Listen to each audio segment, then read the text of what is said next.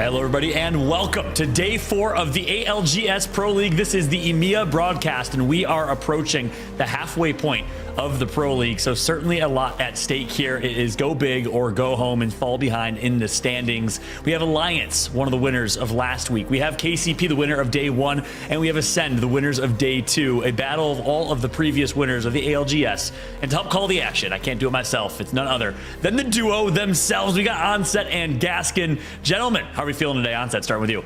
Super excited, man. Like you said, you said it out perfectly, right? We're now getting to that point where we have to start looking at not what's happened, but how much we've got left to play, because those games are starting to run out. Those match days are starting to run out. And I think that all the teams who are kind of hovering around the bubble at the moment, they're going to know that more than anyone. So I think today's going to have a big impact on how the standings end up. Yeah, I'm really looking forward to everything Fallout. I'm looking to see how these teams have researched the first few weeks, how they've prepped for these other teams, because you've got the chance to learn them now, right? You've been able to study those lobbies. There should have been hours and hours of research going into all of this from the coaches. So there should be a lot of differences with how people are rotating, how people are planning in these games.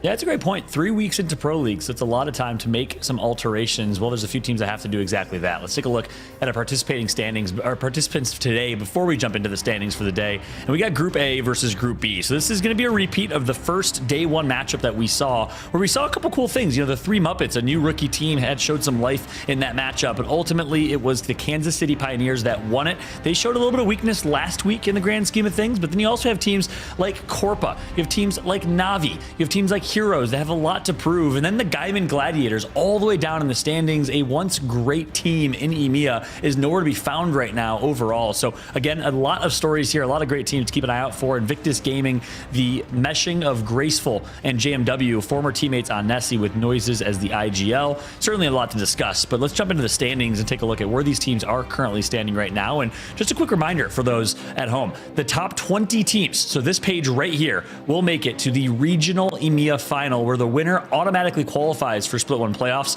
After that winner, the top 9 teams in points, and that last regional final counts as a point day, so keep that in mind. So top 20 is important right now, but Gaskin, walk me through what you're seeing here in the standings. Yeah, as you said, a few surprises down in the bottom half, but up in the top half, teams that we were expecting to see have this success. Pioneers leading. I think that was what I was expecting after, you know, how long that these guys formed, and, you know, what happened after the change as well. I'm really excited to see how they progress. They did become a bit stagnant in the last couple of weeks, but I do think they are going to continue their success and move on forward. Elsewhere in the mid-table, you've got a few teams who've got to do a lot of work to try and catch up.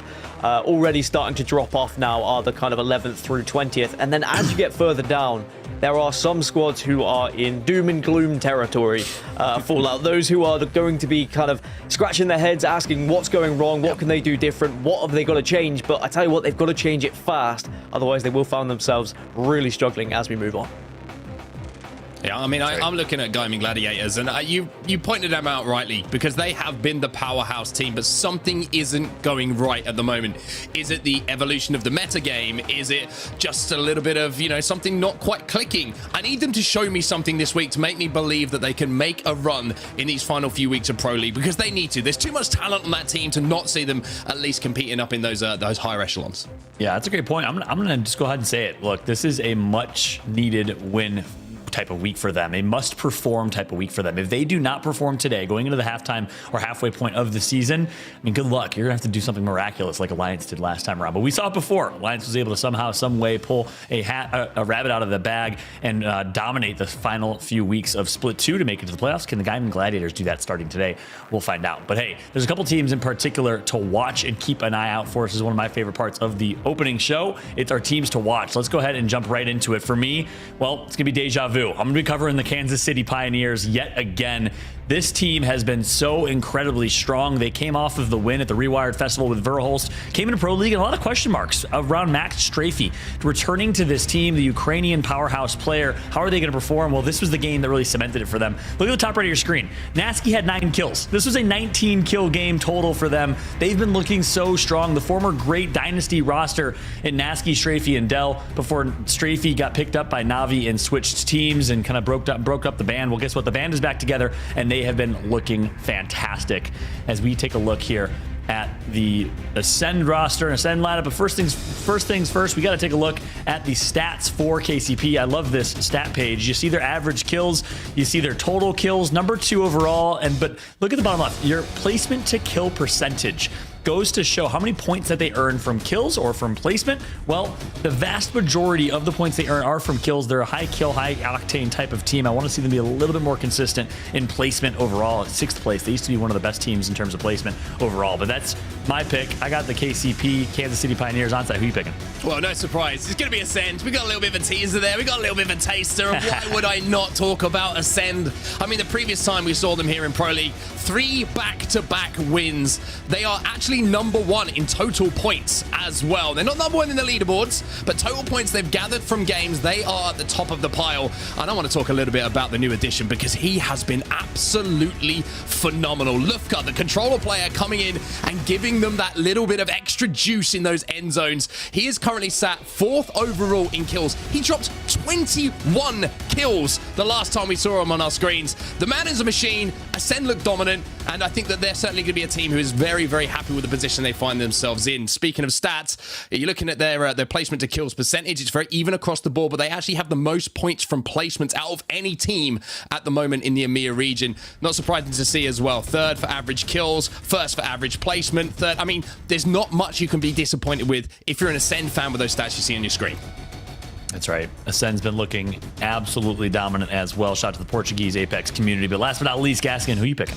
I'm going to go with Alliance. And John, I had to steal this one away from you because I know you're one of the biggest fans of Alliance and what they used to do. But of course, they went through changes. They lost Vibes. He left and they had to try and find a replacement. They had stand-ins last week. Incredible what we saw them able to achieve with a stand-in. But now we see a new addition, Effect, coming into the lineup. I think Alliance are starting to hit their rhythm at the perfect time, right at the mid-season. Sure, it was a little bit shaky to begin with, but it seems like they found their footing once more. And if they can be like the Alliance that we once knew with this new addition, which I've heard a lot of hype around as well, Effect, I think this could be a team that we have to look out for. We have to be considering as one of the biggest teams in this region, John.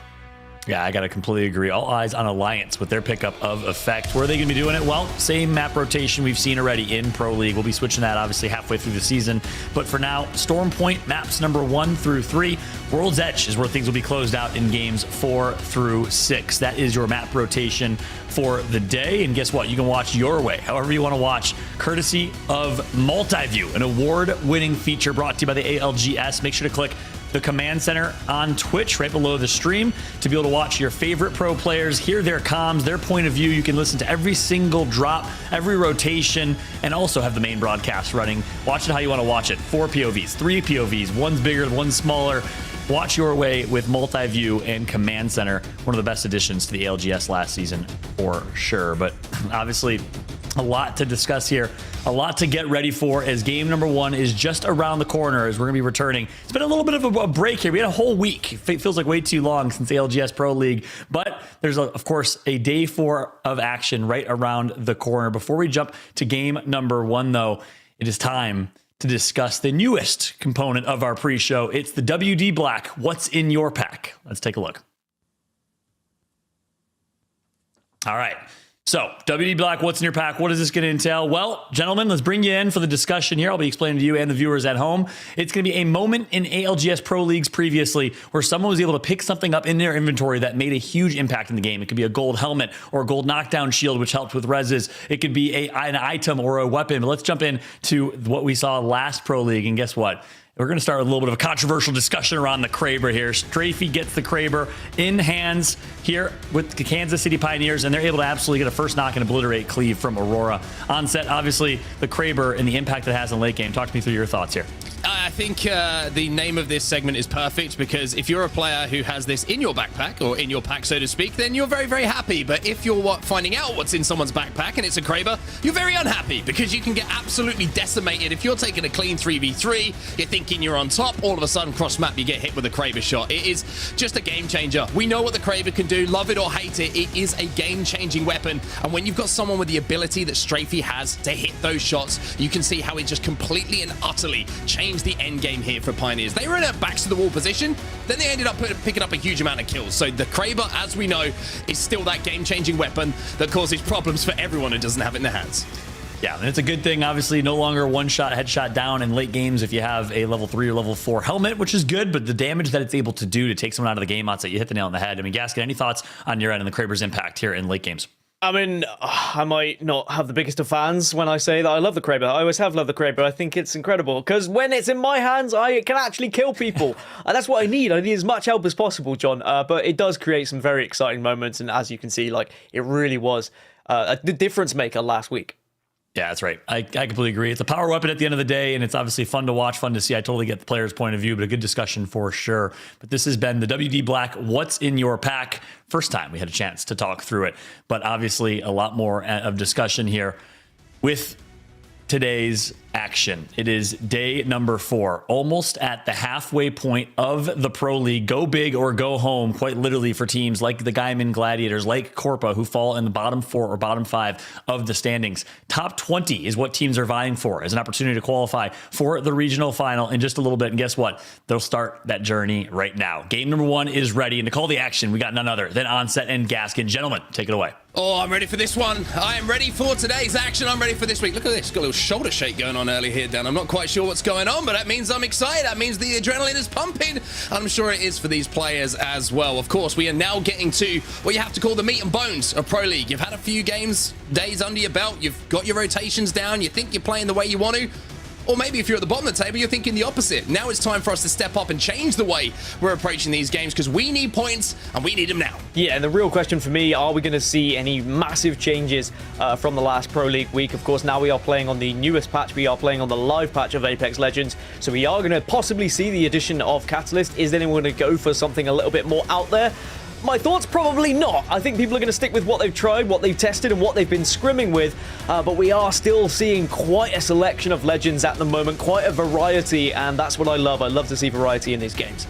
Yeah, I think it's going to be very interesting to see how teams play. Are we going to see that hard zone play that we have seen quite a lot so far? Are we going to see a little bit of a change for those teams in the chasing pack who are maybe going to look to isolate some fights on the edge of zone? All of these questions, of course, are going to be answered in the next couple of hours of play. 6 games in front of us, 3 on Storm Point, where we start our day off, Dan. And as we can see, the dropship, it's on its way. And as we know from week 1, we're not going to see too many contests going down because everyone is going to have a safe space to call home. Yeah, everyone's going to be happy. You're not going to see too many early game fights between these teams. There's a lot of respect. Although, I mean, through scrims lately in both regions, North America and EMEA, that I've been watching, there has been some arguments over beacons. Who's got what? Who's going to be able to grab a beacon? Is one player going to get that beacon? Are they going to actually take the shots? It does make it quite controversial when you are having those moments in scrims, but suddenly when you get into a competitive environment, things are a little bit different. You can't take those risks. You can't necessarily go for that beacon unless you really trust the other team, as beacon's very important, something that we've been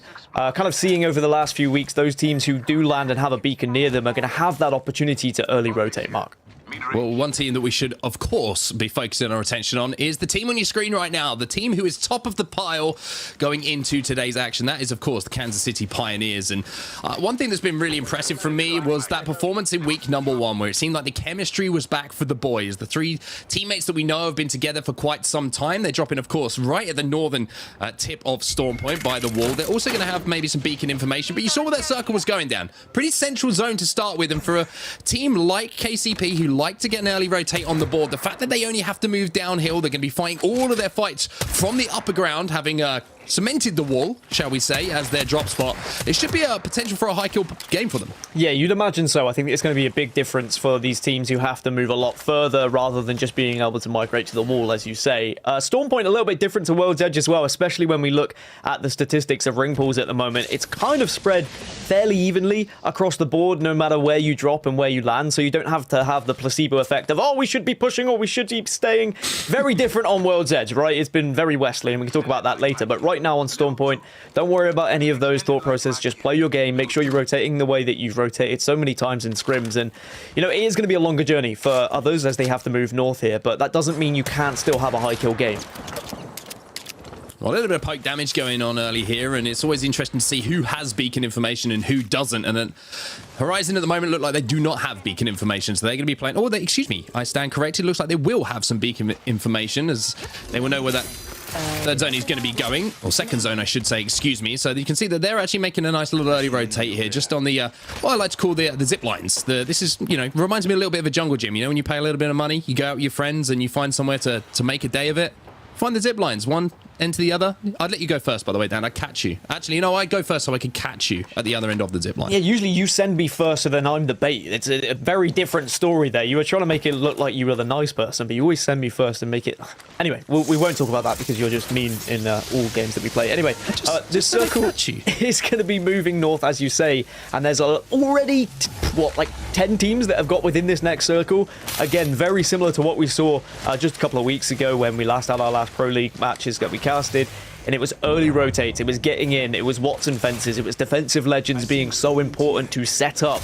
But then it's those information characters like Seer, maybe even a Bloodhound as well, if you want to throw that in. You are going to be having those people and those characters to ensure that you can get that info early. But already you can see a little bit of a skirmish happening right now, and info could be very important. Well, this is not a good skirmish because Crypto is having an effect on the lobby. You can get your fences down as much as you want, but that EMP is going to just remove them immediately. And Ember, who had a great spot, they had Watson fences down, they had a gen down. Now look at the situation they find themselves in. Scarpering away, and it's IG International, Invictus Gaming, using that EMP to take priority of the position that is in front of them. So a nice little push from them, again, showing how that chess game is continuing to evolve here in all regions of the Pro League. Of course, you're going to see legend compositions changing. How do we counteract what seems to be the popular choices at the moment? And with Watson coming back into the meta as, you know, the legend who is going to do what she's always done, right? Get those fences down, get you solid positioning.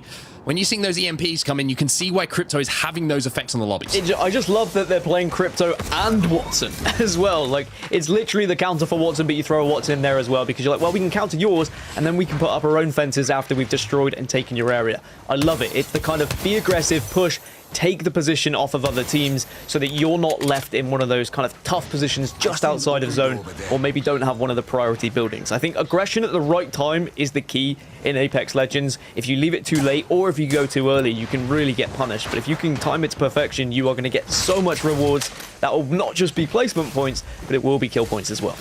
Well, it looks like Pioneers do not have beacon information from the looks of things. Na'Vi do, though. And it looks like Na'Vi are going to be having a little poke and a prod at Pioneers. But for now, it looks like things have calmed down. For just a second, both teams are going to allow each other to breathe and realize that this isn't maybe the fight that they want to take. I'm sure that if KCP had the information of the armors that were available to Na'Vi, certainly had the HP advantage if the fight was to break out. So maybe it's going to be a case of KCP being the aggressors if they do get that information, looking for early KP right in the northern part of Storm Point here. But Ascend, we mentioned what a game and what a series of games they had last time we saw them. Well, they're set up already, Dan, right in the middle of zone. They've got a very, very defensive composition as well. And I always think it's great for placement points if you got the Newcastle, and we saw the effects that that had, of course, in one of those end zones last time we saw these gentlemen on our screen. But how do you get your kills? That's the question for me. If you've got two defensive legend, what ability and what weapons do you try and pick up to make sure that you're not just getting to end zone, but you're having the ability to convert kills towards a first place as well? Yeah, I mean, what Ascend did in those 2 weeks ago was the 3 back-to-back victories, and 2 of those were on Storm Point as well. Their positioning was incredible. They always seem to know where that circle was going. I know there are IGLs who seem to have a better idea than others, it would seem. It's like they're trying to find out this perfect formula.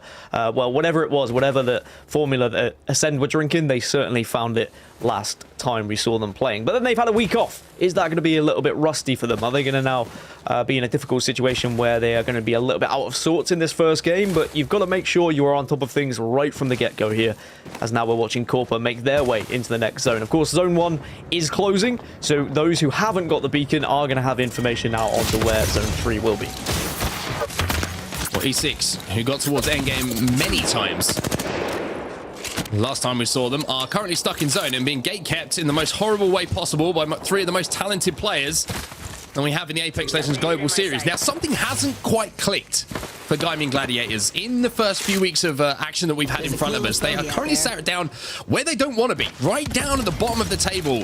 But taking out E6 early here, I mentioned how just one team fight can breed confidence to a team. If Gaming Gladiators get on top of E6 here, manage to take this fight and win it against a team who seems to be winning so many team fights, it could just be that little spark they're looking for. At the moment, just puffing their chests out, firing a few warning shots across to one another, but neither is really going to achieve much from this. Looking at compositions, looking at Legends, Mark, it does look like we have one Catalyst in the lobby right now. A 95% pick rate of Valkyrie, though, so that's to be expected. Everyone really using that for the rotations, making sure that you are going to be able to get into those endgame circles. Well, at the moment, Gaming Gladiators just holding the line at the moment. They've got Watson fences down below them, just protecting the choke behind. So you would imagine that one player is kind of tasked as well of making sure that the flank doesn't come in, because this fight is taking longer and longer, and we know that the audio cues can be heard all over Storm Point. And if a team fancies a little bit of a third-party opportunity, the longer that the seconds tick down and elapse, these two teams try and fight, there might be another opportunity for a team to move in. But both teams showing each other good respect at the moment. Nobody really being able to create the opening. And if you're looking at armors, it's pretty balanced across the way. The Seer ult already been expended as well. Yeah, there's a lot being sent, a lot of resources being used at the moment, and that really does kind of show how worried you are about a fight. Also, how much you respect the other team. Perhaps you know who the other team is because of drops and rotations, but it's the Gaming Gladiators who are going to be the aggressors at the moment, just kind of holding out this team who has to move into the next zone. They are going to be gatekeeping Element 6 very heavy indeed. So K-Swinny and the rest need to be thinking about making a move. How are they going to make the rotation? Are they going to go for a Valkyrie ultimate? Are they going to try and use Bangalore here to try and create some smoke so they can get vision away from the other team and just try and move clear of this gatekeeping? Well, look at this now. Like I mentioned, the longer that this fight goes on, the more predictable it becomes for a team to try and get involved. And that team is Corpa. They are currently sat behind both E6 and Gaming Gladiators. And E6 have recognized this, Dan. They've decided, hey, do you know what? We're going to start a med train. We're going to drop some heals to each other. We're going to take a completely different direction. But look at this. Now you're seeing a little bit of Rampart, I believe that was, getting involved. Maybe some shots coming down from another team who's involved in this little scuffle. And all of a sudden, this has become a very popular area to be involved with. You are right. We have one Rampart in the lobby. We have one Bangalore, one Loba, one Newcastle, and one Catalyst. Those are your kind of off-meta picks that we have in the lobby right now. Everything else is a little bit more standard. We'll see whether the Rampart pick can help Phoenix Legacy here and whether they can get set up, and maybe Sheila can come down as well to really deal that damage. Well, E6 are deep in zone at the moment because of the fact that, like we see, Phoenix Legacy in this position. They also have E6, they have Gaming Gladiators in this position that we saw, and another team just on the outside trying to cause problems. We have to see a fight break out at some point, though. There is only 45 seconds until this zone starts to close, and it looks like that Gaming Gladiators have found an opening here. They've managed to get good damage down. Now Leogri moving in to finish off some of these damage. Yeah, should be easy pickings, really. You don't want to allow one player to go down, though. Leogri needs to escape, does escape just about. And Phoenix Legacy will get eliminated. Unfortunately, that hard-fought battle that they were trying to wind their way out of for so long, it just ends up being the exact same result as it may have been if they had gone a little bit earlier. Gaming Gladiators, they'll be delighted with that, but now their attentions have to turn on moving into the zone themselves. Sure, they are on edge of circle, but they are not in the greatest of spots when we talk about endgame. So it's about healing up, getting whatever loot you've just been able to win through that engagement, and then planning starts to happen now. Get your notepad out, start to think about where this next zone's going to be. Well, the good news for Gaming Gladiators, maybe they're not too aware of, is that they've completely locked down that side of the map now. Nobody rotating between them because E6, Element 6, they've taken a fight over at the wall. It's going to be Na'Vi, who are currently in an exchange of fire. E6 lose 2, and now K-Swinny left us last alive, and one of our best teams from the first time we saw these two groups is going to be eliminated at the hands of Na'Vi. But who is this on the third-party opportunity? Of course, it's Pioneers. Na'Vi eliminated. Pioneers picking their moment to strike. Yeah, that's what you've got to do as a good team in Pro League, is you've got to make sure you take advantage of any easy KP that is sat quite literally outside of your window. They opened their curtains, they had a peek at the noisy neighbors, and they said, actually, yeah, we can get some free KP here. It was easy as you like. You can't just stay turtled down in a building. I know we see a lot of Watsons at the moment, but Corpa also having a fight, also having unfortunately, a lot of shots going their way. Shots going their way. Clutch trying to move in and finish off this fight as well. The G7 Scout, a little bit of hip fire. We had a shoulder shake earlier. Now we've got a little bit of a hip shake coming in as they managed to win that fight. But is there any other teams in the vicinity? It looks like a gold bag is certainly going to be helping out with this revive to make sure that we're going to get back and we're going to have a little bit of shields to play with. So they will be able to reset here. Corpa win their first fight, and this is a tough zone for them as well. We saw them rotating from the very southern side of the map, and it's a very simple thing to kind of forget sometimes. But if you're landing on the southern side and you pull to the north, most of the fights are going to be uphill for you here on Storm Point. Oh, nice grenade, and that is going to be able to get the knock initially. We'll see a lot of damage from J Savage at the moment. There's knocks everywhere on your kill feed. Now you've got to try and stay alive. I don't think there's going to be opportunity to bat unless you're quick, and he actually double doubts himself, will back away and just go for the shield cells instead. And it looks like Forge are just going to accept they get a little bit of KP, and now it's about trying to rack, try stay alive, try and get those placement points. As we are down to 14 squads, Forge unfortunately will fall in the end. And of those 14, 7 currently within the circle, 7 currently outside of the next circle. So there's still a lot of work to do for half the lobby. Yeah, it's a pretty smart decision to try and get out of that situation as last alive, because it was the third party, which of course you can see on your screen right now, 3 Muppets who moved in. So even though it didn't quite work out, unfortunately wasn't able to get away and got eliminated. We find ourselves at 14 squads with 3 Muppets controlling the middle of command center here. They do have Vexed pretty close to them though. Being noisy neighbors, so to speak, or being very quiet neighbors at the moment, as Turkish stars, excuse me, are going to be up at the very southern side of where this zone currently is. But if you, like you mentioned, Dan, it looks like there's a bit of a change of game plan, and I think that's just due to the playable area that's available. Not a huge amount of buildings to hold down. It's more open ground that you're trying to kind of show presence on with those Watson fences and with some nice shots coming out from Foze. Yeah, I think that if you can see KP being a potential here and you know you're outside of the circle, you have to take advantage of it. Otherwise, if you are too slow and you just try and rotate into that zone when everyone's already taken the buildings that you speak of, then you're just going to be ending up with like 0 points, probably, let's be honest. And that's not exactly the way you want to start game number 1. So this is the other option, though, is rotating late, going for a Valkyrie ultimate, getting up into the skies, and then trying to pick where you want to land, because, of course, you get that passive information, but already so much damage that you're taking. By the time you land, you are going to be absolutely cannon fodder. Yeah, this is going to be tough. Zerafa needs to get behind this box and needs to have the help, but the heals are going to be cancelled. Here comes the missile swarm as well, and Corpa are just struggling to survive here. A little bit of zone damage going to be taken as well, but not a lot of cover to play with.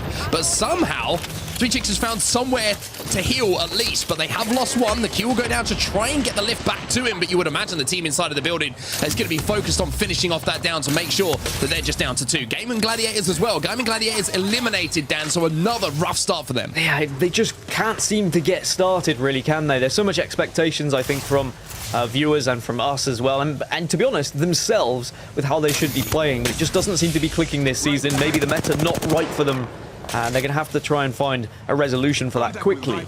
Otherwise, it's going to be a tough Pro League for them.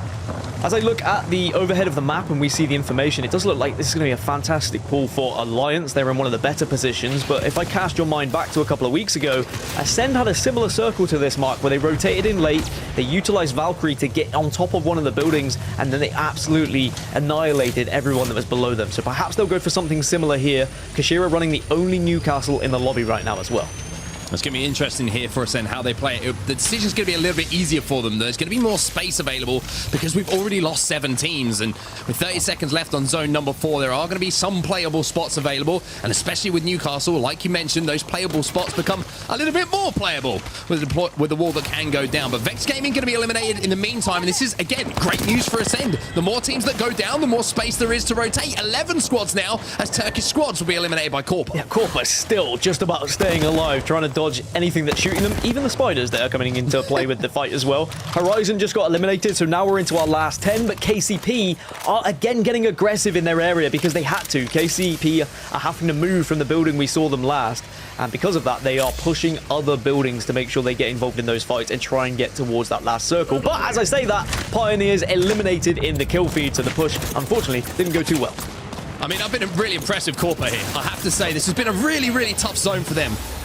The fact, like I mentioned, they have to rotate from the very southern tip of Storm Point uphill the whole way. Fire coming in front of them, and they've made it into the top 8, and they are still doing damage and still influencing these lobbies. This is a big game for them, but now you're having that zone start to have an influence. Zerafa trying to survive, but they should be able to pick up a few KP here on their way down to the grave, you would imagine. Ember go down. Alliance still alive, though. Corpa finally eliminated. 6 squads remaining. Alliance in the best position on the game right now. On the map, Storm Point is theirs, but Ascend still have the opportunity to do exactly what they did 2 weeks ago and arrive late and still disrupt things. At the moment, back against the wall, and it is going to be a castle wall that could come down for them, has come down for them, and that just gives them that extra bit of protection here as they can see the fight happening above them. The Seer ultimates come out. Alliance are still raining down on everyone that they see below them, and it looks like Alliance have decided to get aggressive here into this fight. Doesn't surprise me to see Alliance getting aggressive, but Ascend, they won 3 games in a row. Last time we saw them on our screens. Let's jump into a listening now with WD Black. 3, 2, 1. Look at that guy. Look at that guy. I'm going. I tell you, post if you're I killed someone.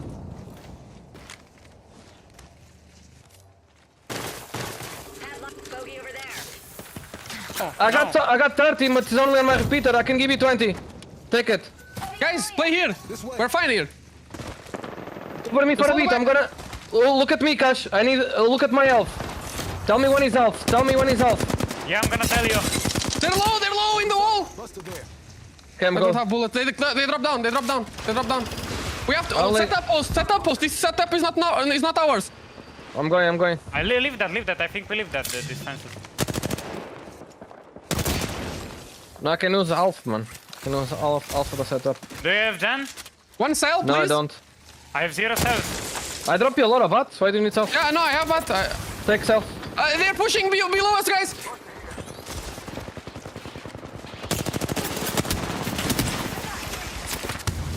Well, we're jumping back into the game here, Dan. We come out of the listening because Ascend are getting pushed by LFO forever. And it's all up to post-kill, but the zone will take care of him. We're down to the final 2. Alliance versus IG, but IG are down to just 2 players. And Alliance, they are going to swoop on in. This should be an easy dub for them if they play this correctly, Mark. Black Hole goes in as well. The Wombo combo, add them all up. The Arc Stars, are they going to hit? Are they going to do the damage? A little bit of chip damage onto the shields, and now Effects decides with this RE45, it's time to go in, but the move is going to be slowed down for just a second here.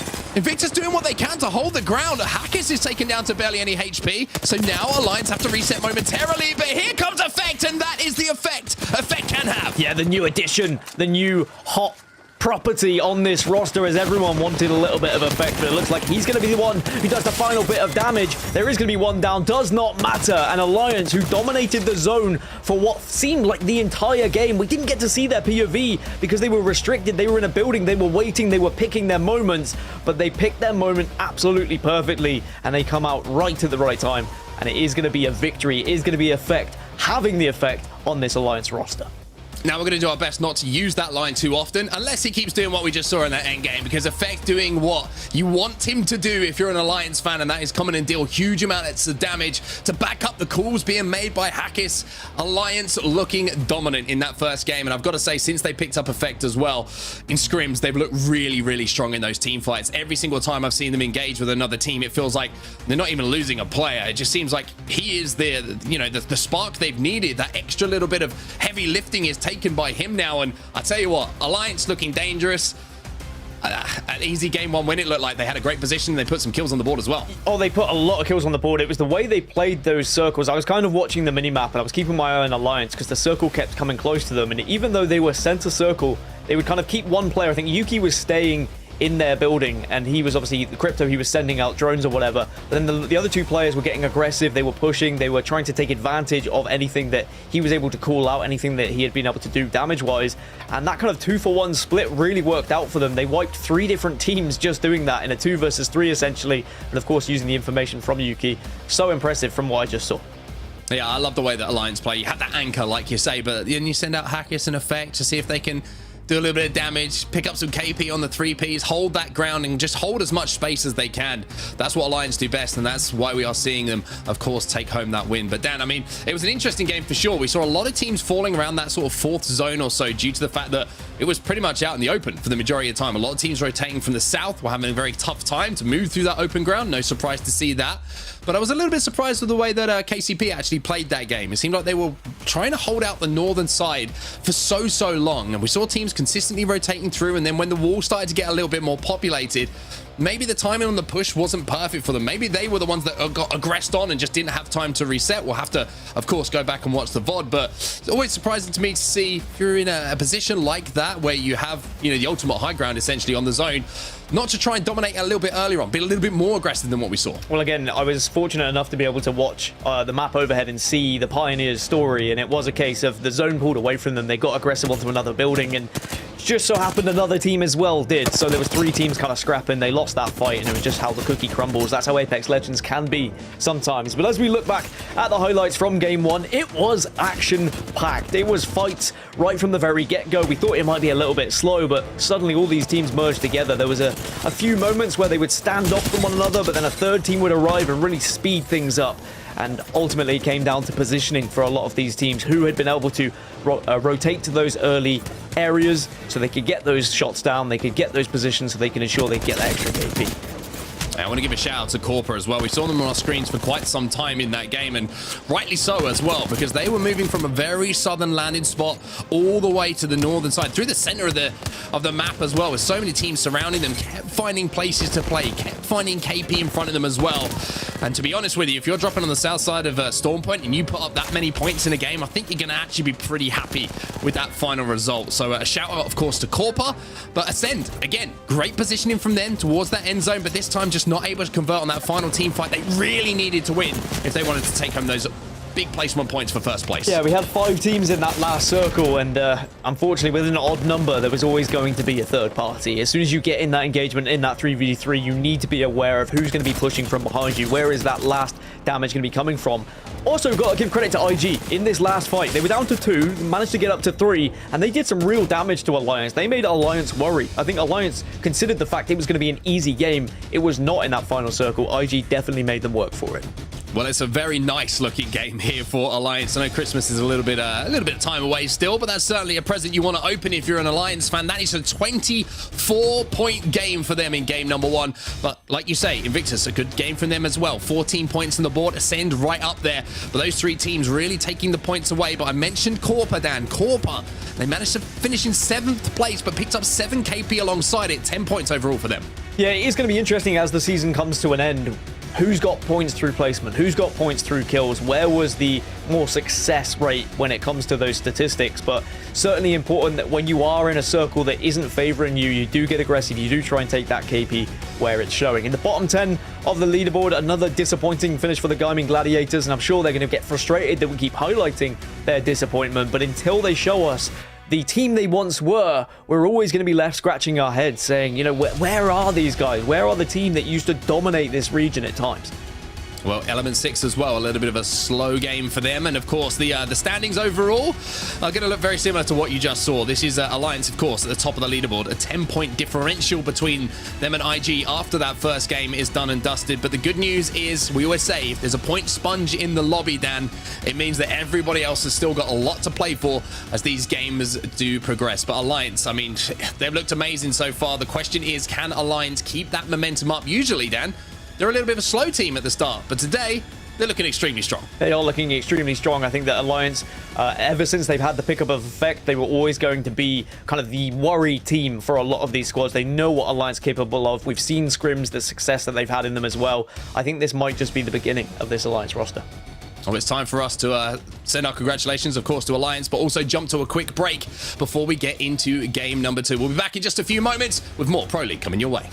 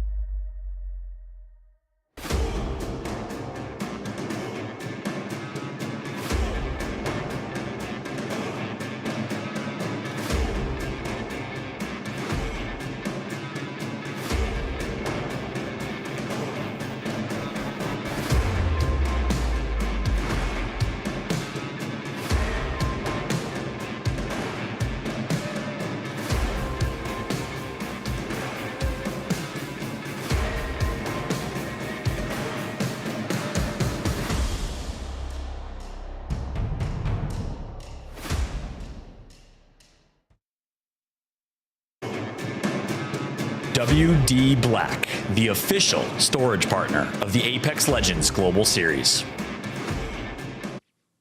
Well, welcome back, everybody, to the EMEA Pro League for the Apex Legends Global Series. Game number 1 goes to Alliance in quite some style as well, Dan Gaskin. Very impressive performance from them, and I tell you what, Stormpoint's starting to look like a little bit of a home for them all of a sudden.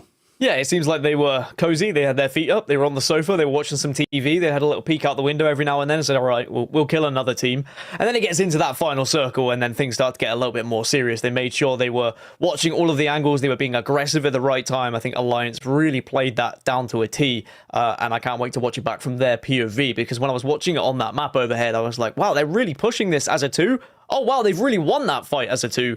And honestly, just the way they were able to show the aggression at the right times, I think they bullied the lobby in those final circles. Well, bullying the lobby is what they're going to look to do again, led, of course, by the IGL Hackis and the new addition of Effect. Yuki, of course, impressed everybody who was watching on game day number 3. But as the groups jump back into the dropship and find their way down to their POIs, A versus B, of course, the group that's going up against each other today. The question for me is, who is going to challenge Alliance in this lobby? The zone was pretty central, slightly northern, of course, so a little bit of a rough one maybe for those teams landing down on the southern side of Stormpoint here. But as we wait with bated breath here, Dan, once again, we always love to see where that zone is going, and it's only just a few moments away from finding out for ourselves. Yeah, because it kind of gives us an idea of who has a real chance of winning the game. The stats don't lie.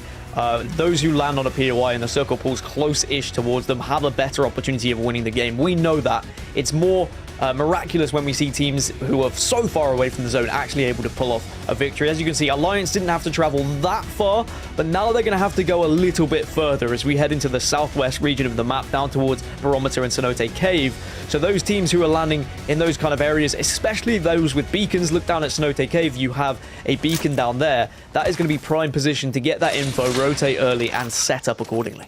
And for Alliance, it's going to be a little bit more of a longer trip for them. This time, they're going to have to go from north to south, but with the way that Alliance have been playing, we know, I mean, historically, Dan, these guys have almost mastered playing Edge. And when you're working as well on Stormpoint, moving from north to south, it's very different circumstance to if you're walking from the south to the northern tip of it, because of the fact that, of course, you just have that height differential, right? You have the ability to hold the high ground in those fights. You have such good vision over a lot of the action that's happening in front of you. And if you have got someone like Hackis, who's just kind of using Seer, of course, to get information, he can pick fights so easily for his team. And when you've got the 2 backing him up who have been firing the guns so effectively, this could be another good zone for Alliance, even though it feels like this is a million miles away right now.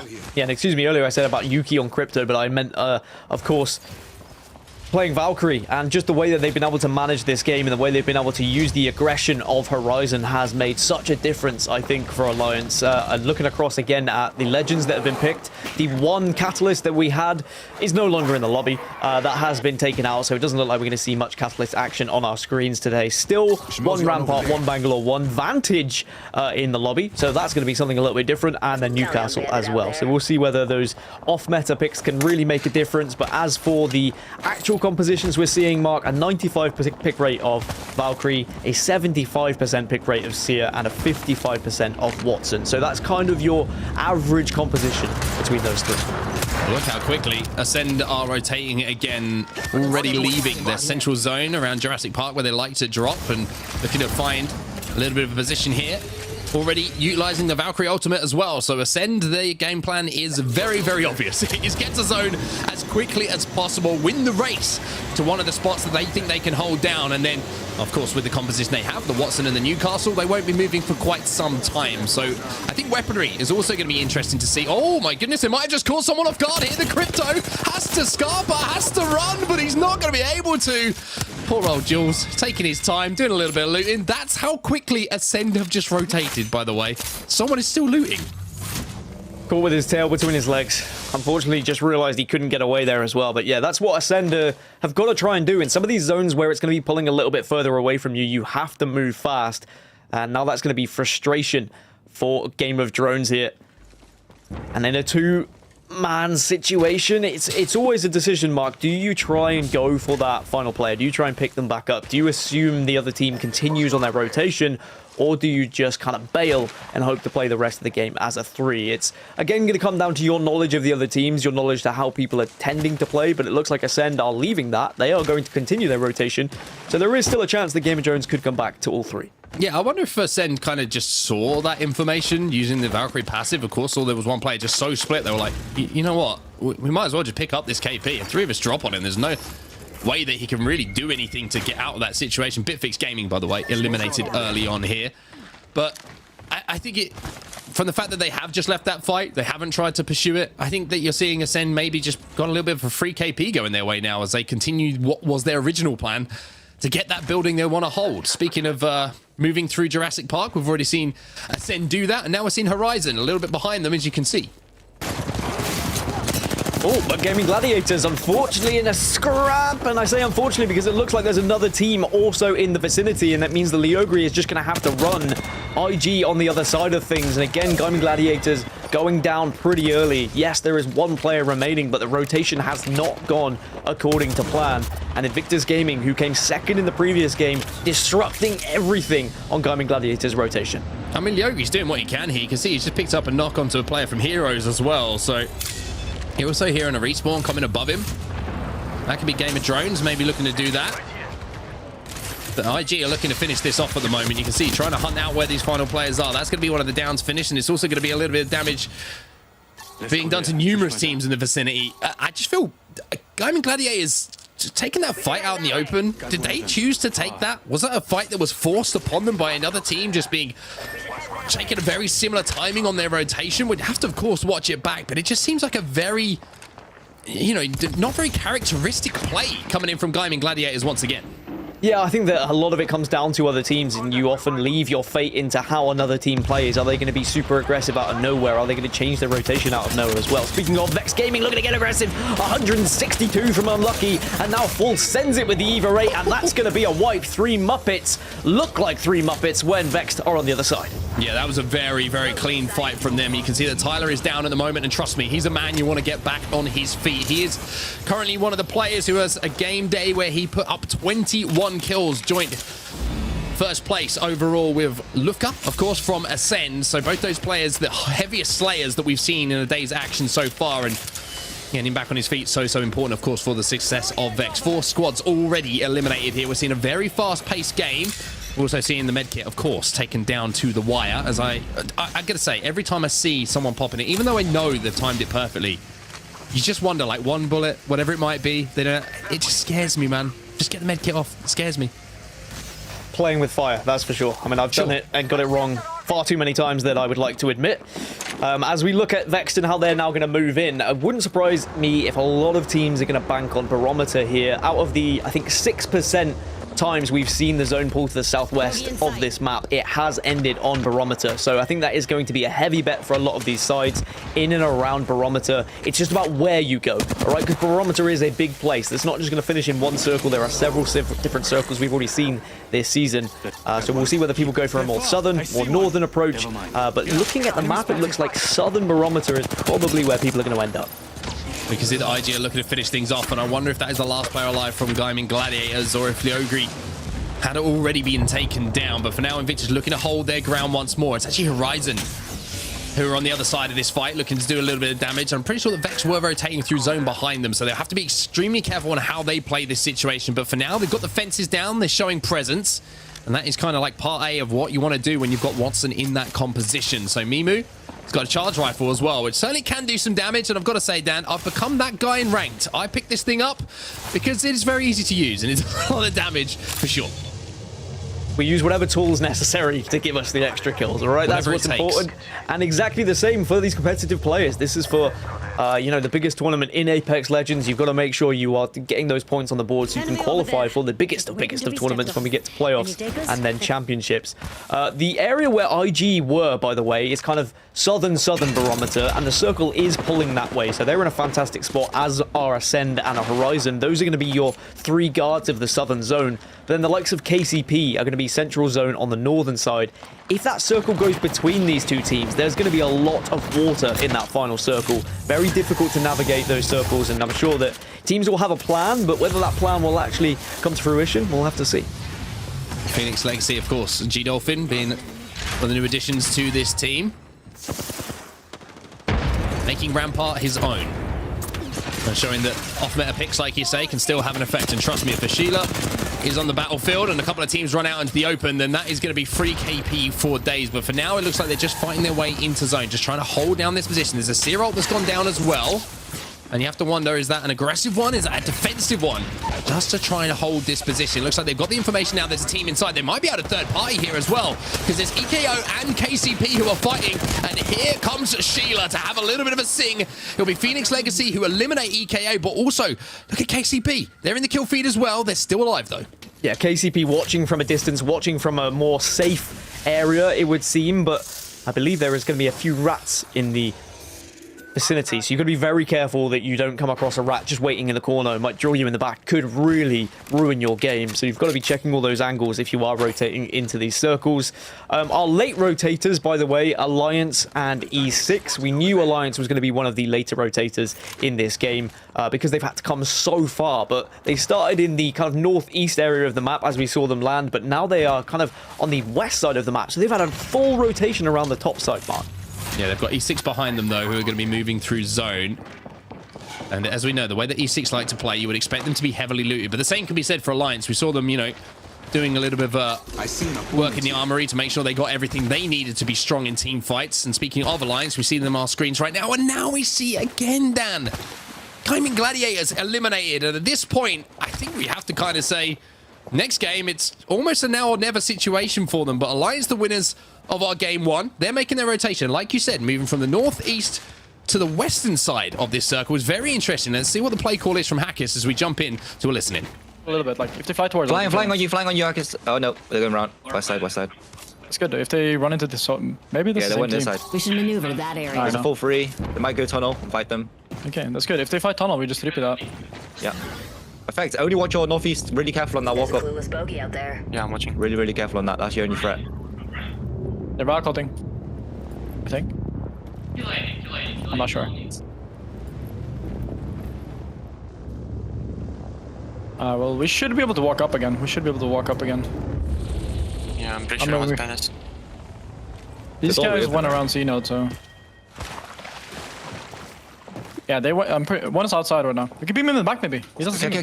Yo, he's not looking. 3, 2. Wait, so he went back inside. He went back. There's another guy here, though. Definitely two at least. They're crypto, I think. Yeah, they're crypto.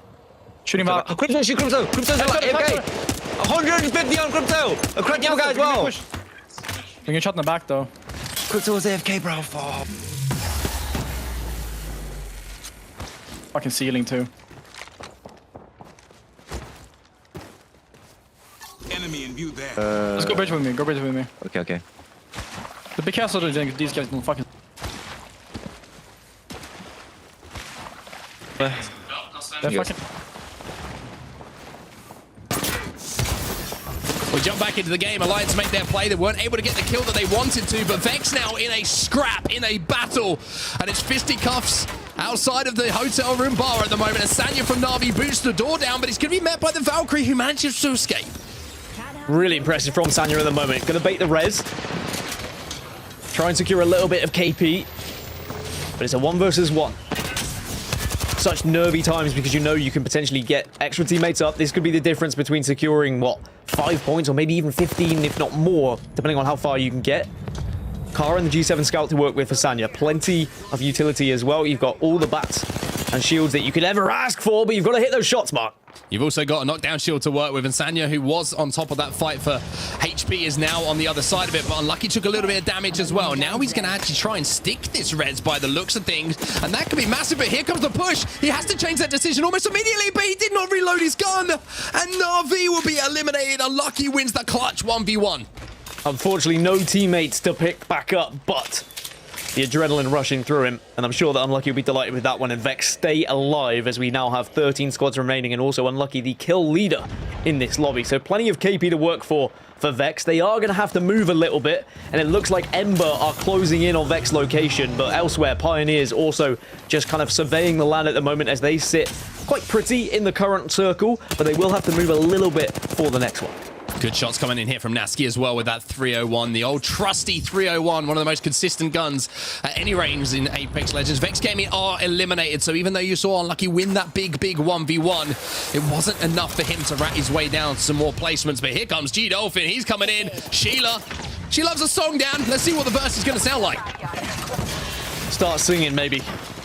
But unfortunately, just having to back off ever so slightly. Phoenix Legacy just in the circle, as you can see.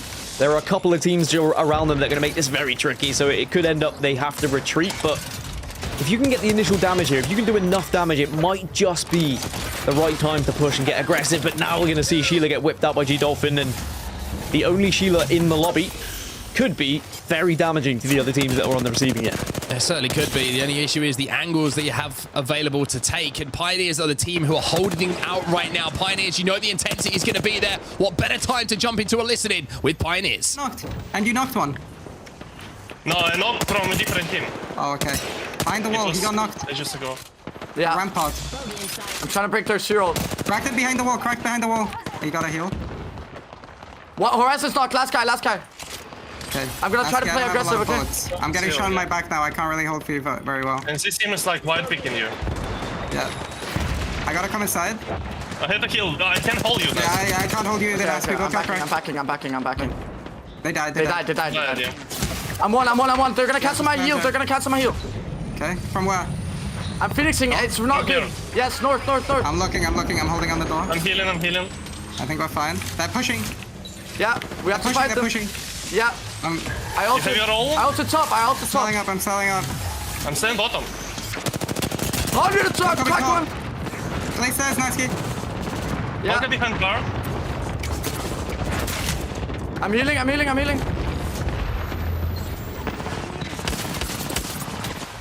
We'll jump back into the game as we see Pioneers manage to hold out Phoenix Legacy, but now they're holding out Element 6 as well. KCP are dominating this building. Yeah, KCP owning everything that arrives at their very much door, but it's about where you go from here, because in 30 seconds, Mark, you are going to have to move if you're the Pioneers. So all this commotion is just delaying their rotation. Maybe they're thinking about KP, though. As Strafey goes down, it's Alliance who now join the party. And Alliance, as they did at the right time in the last game, they find the right time to push this game. They take control, they get the KP, and now they will be the team moving from west into this next zone. But while all that commotion was going down, E6, they managed to get that res, but only for a moment. K-Swinny has to back up, even though he got the player back to his feet. Life in... He got immediately knocked, having found his feet back on the floor, but 10 squads remaining now. Swinny's so close to beating that parry, but has to cancel it, and now he has the zone closing behind him. E6 eliminated. Alliance once again looking strong as now they take to the skies, and somehow they bought enough time to get the Valkyrie ult into the sky as well. Well, there's only two teams in this circle, IG and Ascend. Two teams who came second and third to Alliance just earlier. So now Alliance need to find a room to play. They need to find anything they can hide behind. And whilst they may look good right now, they are very vulnerable from that northern side that you can see on their screen. So that's why they're watching these angles. They're putting their back to the crates. They're not really too worried about the likes of Ascend and IG right now. Instead, they're looking at just closing out kills on those who are trying to cross the water. I said it can finish in the water and how difficult these circles can be, and you can see that on your screen right now. Oh my goodness, Yuki is whatever the opposite of a lifeguard is, that is what Yuki is doing right now. He is not going to help anyone. He is not David Hasselhoff. He is just shredding people as they try and cross forward, go down as well. Heroes have been eliminated in these final moments, but Ascend still alive in this position we've seen him in for such a long time, Dan. Yeah, so Alliance and IG holding out Horizon, Ascend holding out that last remaining team on the northern side as well, but we're down to just 6 squads, and Alliance looks like they're going to have to fight with their backs to the wall. Effect goes down. Yuki, last remaining player, will do what he can, but unfortunately Alliance go out in 6th, but a fantastic effort considering how far they had to come across the map. But it was IG who were already set up in this circle, and IG who have the best position in the game right now. Yeah, Invictus looking really good, but Graceful's got to be so careful here. The 30-30 absolutely decimated those shields and the health, and luckily got the gen down just in time. Almost caught in the animation there, which caused the problems for Graceful, but it looks like he survived for now. Now some shots coming in to try and hold off this push coming in from Ascend, and you know it's Ascend because you see that wall going down, but it's not going to be wide enough to keep Lufker on his feet. A 2 versus 3. Ascend looking to get aggressive so that they could have taken that priority position we speak of. The res, of course, could come through from the Newcastle as well, and maybe IG recognizing that, but Corpa get eliminated. Kashira goes down, and IG have done what they needed to. They have pushed Ascend back, and now Ascend are going to run away with their tails between their legs.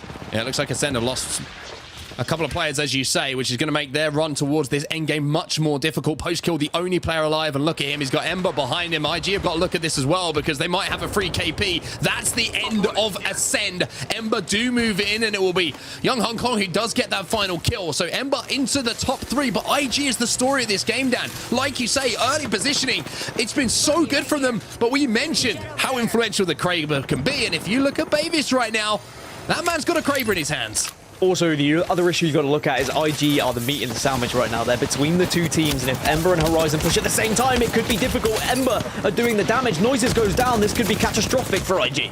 Oh, and they're just shredding them at the moment. They can't get them back. They're trying to cancel their heals. Young Hong Kong's going to get away himself, but surely that's just going to be the opening for a third party to come in. Invictus have been eliminated, but it looks like they're going to be able to get a little reset here. So as you say, Horizon is a 2. It's a 3v2. They didn't take the advantage in that situation. Maybe they needed to win that game. Oh, 0-0 will send it on to Ember, but unfortunately gets absolutely destroyed by the 3, and now it's a 1 versus 3, and what would seem is impossible here right now. Surely this is going to be the end of the game here. It will be Ember who made that late move into the zone to pick up the first place finish. They will be your champions. But I think the points will be very interesting to look at the end of this game, Dan, because there was a couple of teams who seemed very heavy in those KP. Oh, KCP got a lot of kills, Ascend got kills, IG also got kills despite finishing in 3rd place, but Ember, their difficult rotation across the water actually ends up being successful. They picked the right time. They managed to avoid the sightlines of some of those teams, thanks, I think, to Ascend, who moved into that circle quite early, and a lot of thought process went towards Ascend. IG especially had to worry about them, but another frustrating one, I think, for Invictus Gaming. 2nd and then 3rd, both times they would probably think they had the chance of winning it, but how often does that a situation in Apex Legends where there's 3 teams left, and if you are the team in the middle and you get pushed, it's so difficult to try and stay alive.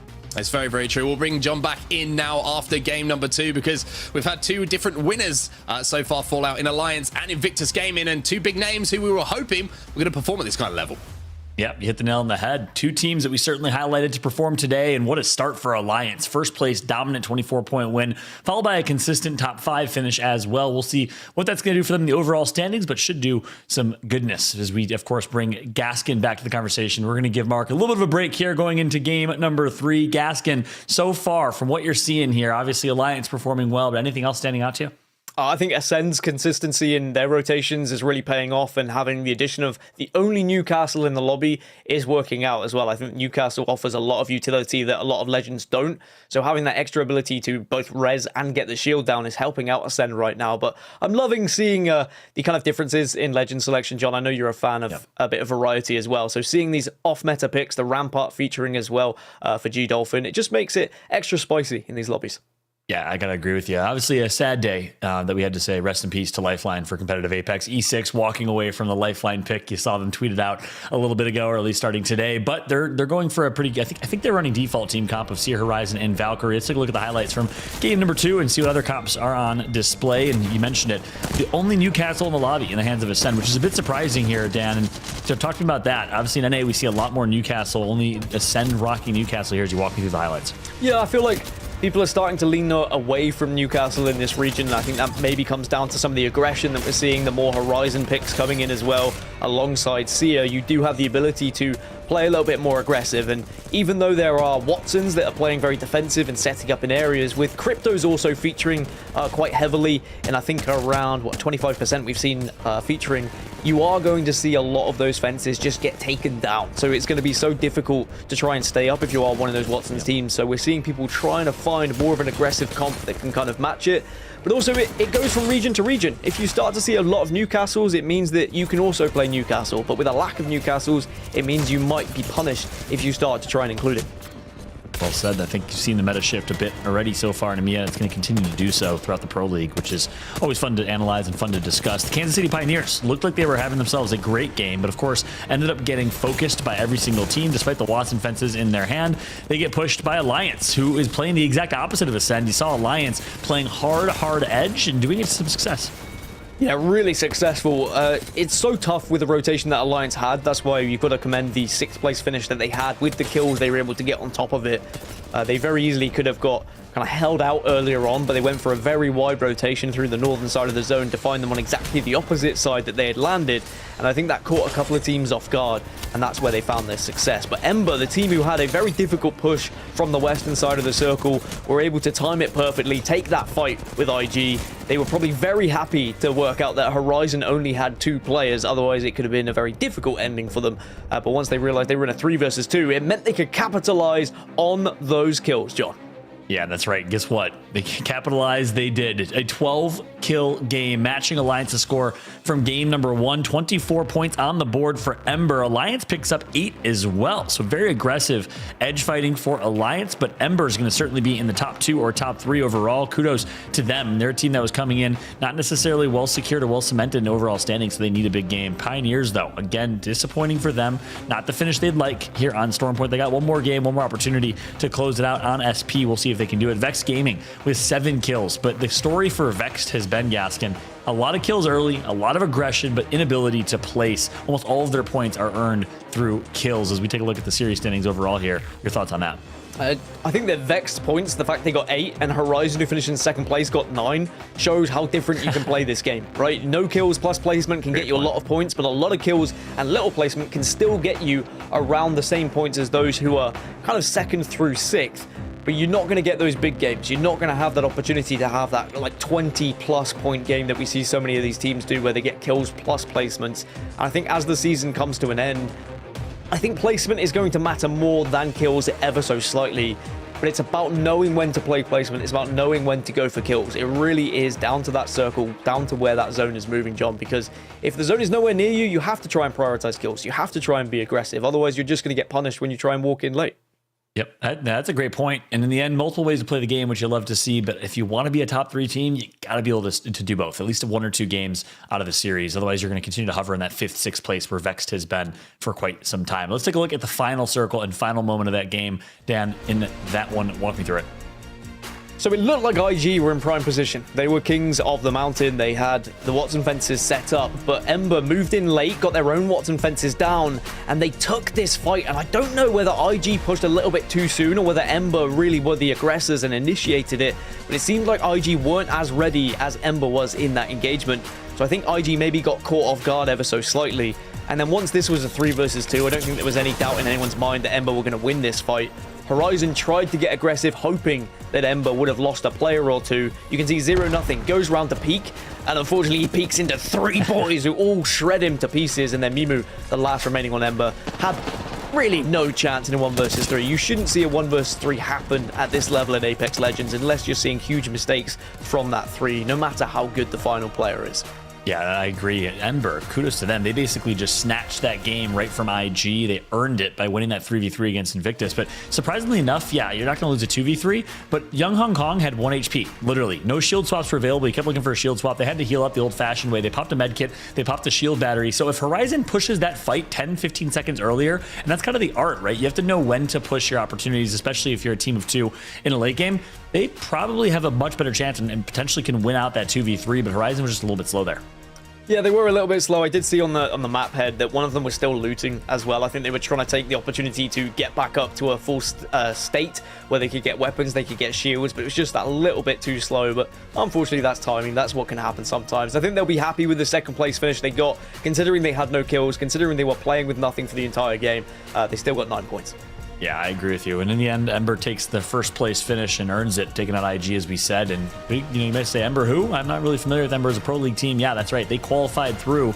It's a rookie squad of 3 up-and-coming players from Denmark. Fricks and Co. absolutely dominate Bavis and Young Hong Kong. All 3 of them from Denmark, I believe. And they perform big time in game number 2. And that's what's been so interesting about our new Pro League. A lot of new names, a lot of new faces that have been able to shine. And in EMEA, it's really interesting. It's not as top-heavy as you see it in North America, where you have a clear 2, 3 to 5 teams that are your top dogs. In EMEA, it's really anybody's game. And any given Sunday or Thursday, you have an opportunity for a new team to step up. And so far, it looks like Ember has been that team. The question is, can they do it consistently here overall? Any other teams kind of like Ember that's really been surprising you as a team you wouldn't have expected to perform so far? Yes. I mean, I guess I know that Vexed have it in them, but seeing some of those fights happening, the aggression that we saw from Vexed, I think they had a fantastic game there. They were just punished by the third party in the end. With how important some of those 1v1s can be, there's a lot of pressure on these players, and I do think that you're completely right. When it comes to this region, it's so tight. You look at any one of these rosters and it feels like they could all have that game where they do get a victory, but we don't see as many pop-off games. We don't see the kind of the 30 bombs that could potentially happen that we have seen in other regions, and I think that's credit to how impressive every roster is. There is no easy pickings, really. Even those who qualify through challenges, they are still finding success here, and I love to see it. I love a region that is this closely contested, John. Yeah, and any opportunity or any single pro league day, any team can step up to rise to the occasion, which you love to see as well. On the flip side, though, I think the opposite is true. We have teams that we expected to show up and perform and haven't necessarily, and that one is Gaimin. Gaimin Gladiators, again, we continue to highlight them. We don't want to talk negatively on them because they obviously are one of the best teams historically, but they got to wake up. We don't see them in the standings overall. We haven't seen them perform consistently in games number 1 and 2. We talk about this being a do-or-die type of pro league day for them as we're entering the halfway point. What do you want to see out of Gaimin here? What hasn't been working for them in your eyes, guys? Yes, it's tough, isn't it? Because every time we've jumped on board with them, they've been caught in a fight, whether that be mid-rotation where they weren't expecting it or a third party arrives. It just seems to be there's an excuse for Gaimin Gladiators every time, but you've got to try and minimize those risks. You've got to try and do something a little bit different. Whether that's going to be a composition change, whether it's going to be your method of rotation. Are you going to rotate faster? Should you be rotating slower?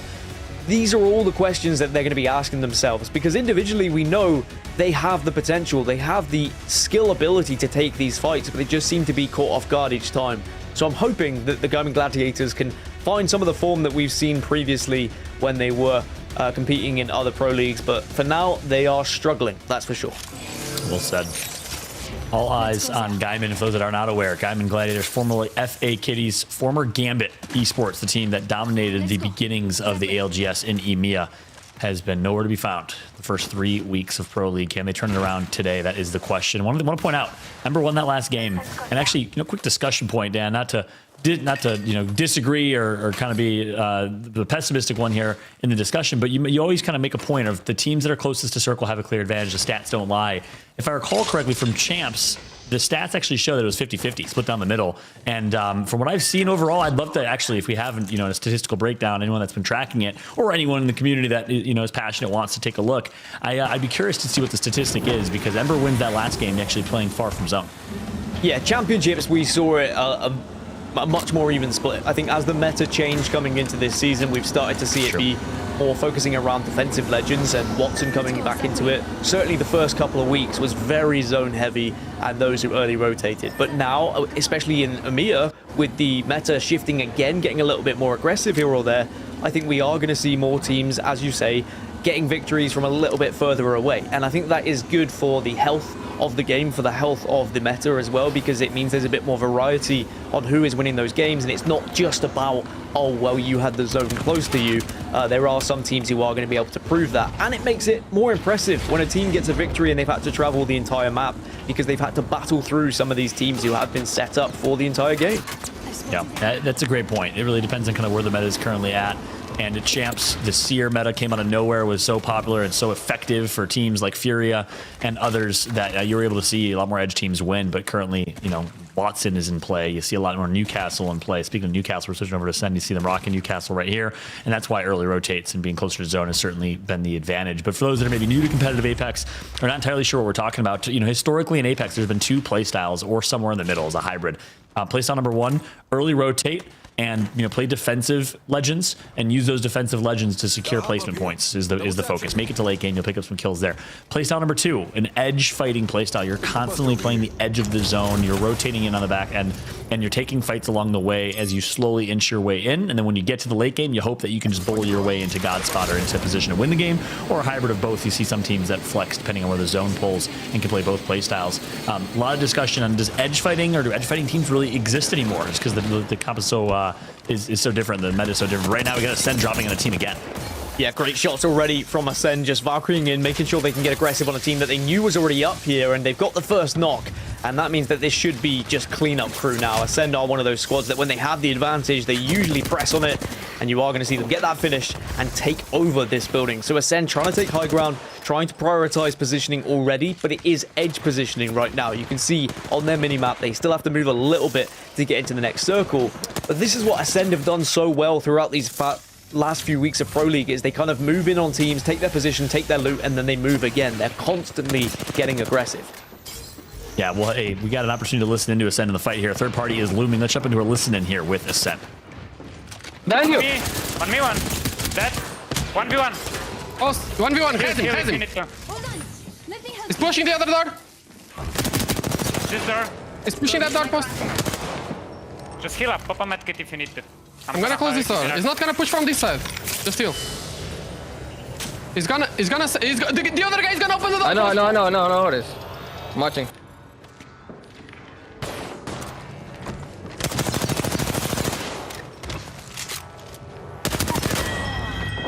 I'm gonna head catch. He kicked the door. He's going inside. Hold on. Let me help you. You're fine, you're fine, you're fine. He's gonna cancel rest. He's on me, he's on me, he's going left on your door. Gosh, you close the door. Come on, man.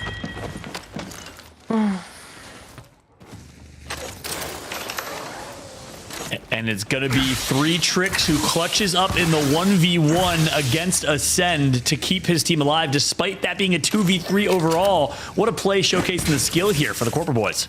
Yeah, so difficult to try and navigate those 1v1s, but a great time to go into the listening with Ascend, talking about who's holding what door, the information that's been sent across, whether you should res, whether you can res, are you going to get the opportunity to do so?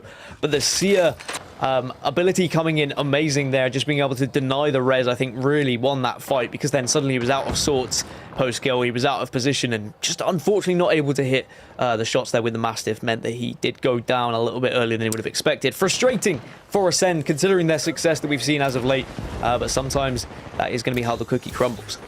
That's right, frustrating indeed, but I'm a bit curious as to why he went for the res, knowing he was going up against a Seer, kind of KYP, know your personnel, know who you're playing up against, and in that scenario, the res probably not the best decision in the 1v, and as a result, outpositioned, outclassed. Nice job by 3 Tricks in the 1v1 against post-kill. But let's switch on over to Horizon, a team that we saw make it into the top 2 last game. Again, not many kills to their name, but they got the placement points. It was a meager 8 or 9 points that they have overall, that they're riding in the top 7 placement right now, but they're looking to go consistently in their back-to-back. Beacon information, of course, very important here for Horizon, so they're kind of hovering around this area. They've got zone information. They could get it again as the zone 2 closes as well. As all these teams starting to move a little bit quicker into circle. As I look at the map overhead, there is a lot of squads already featuring on the southeast side of the map, kind of banking on a big old pull here. And that means that those who are on the west side are going to really struggle to get in the later stages. But 0-0 on the ability to kind of look around with the drone here. The drone was the word I was looking for. And just having the crypto on your squad can be so important in a Wattson meta. We see 5 crypto selected at the moment. That's 25% of the lobby with the ability to take down these fences. So it is not as easy for Wattsons to set up and feel secure.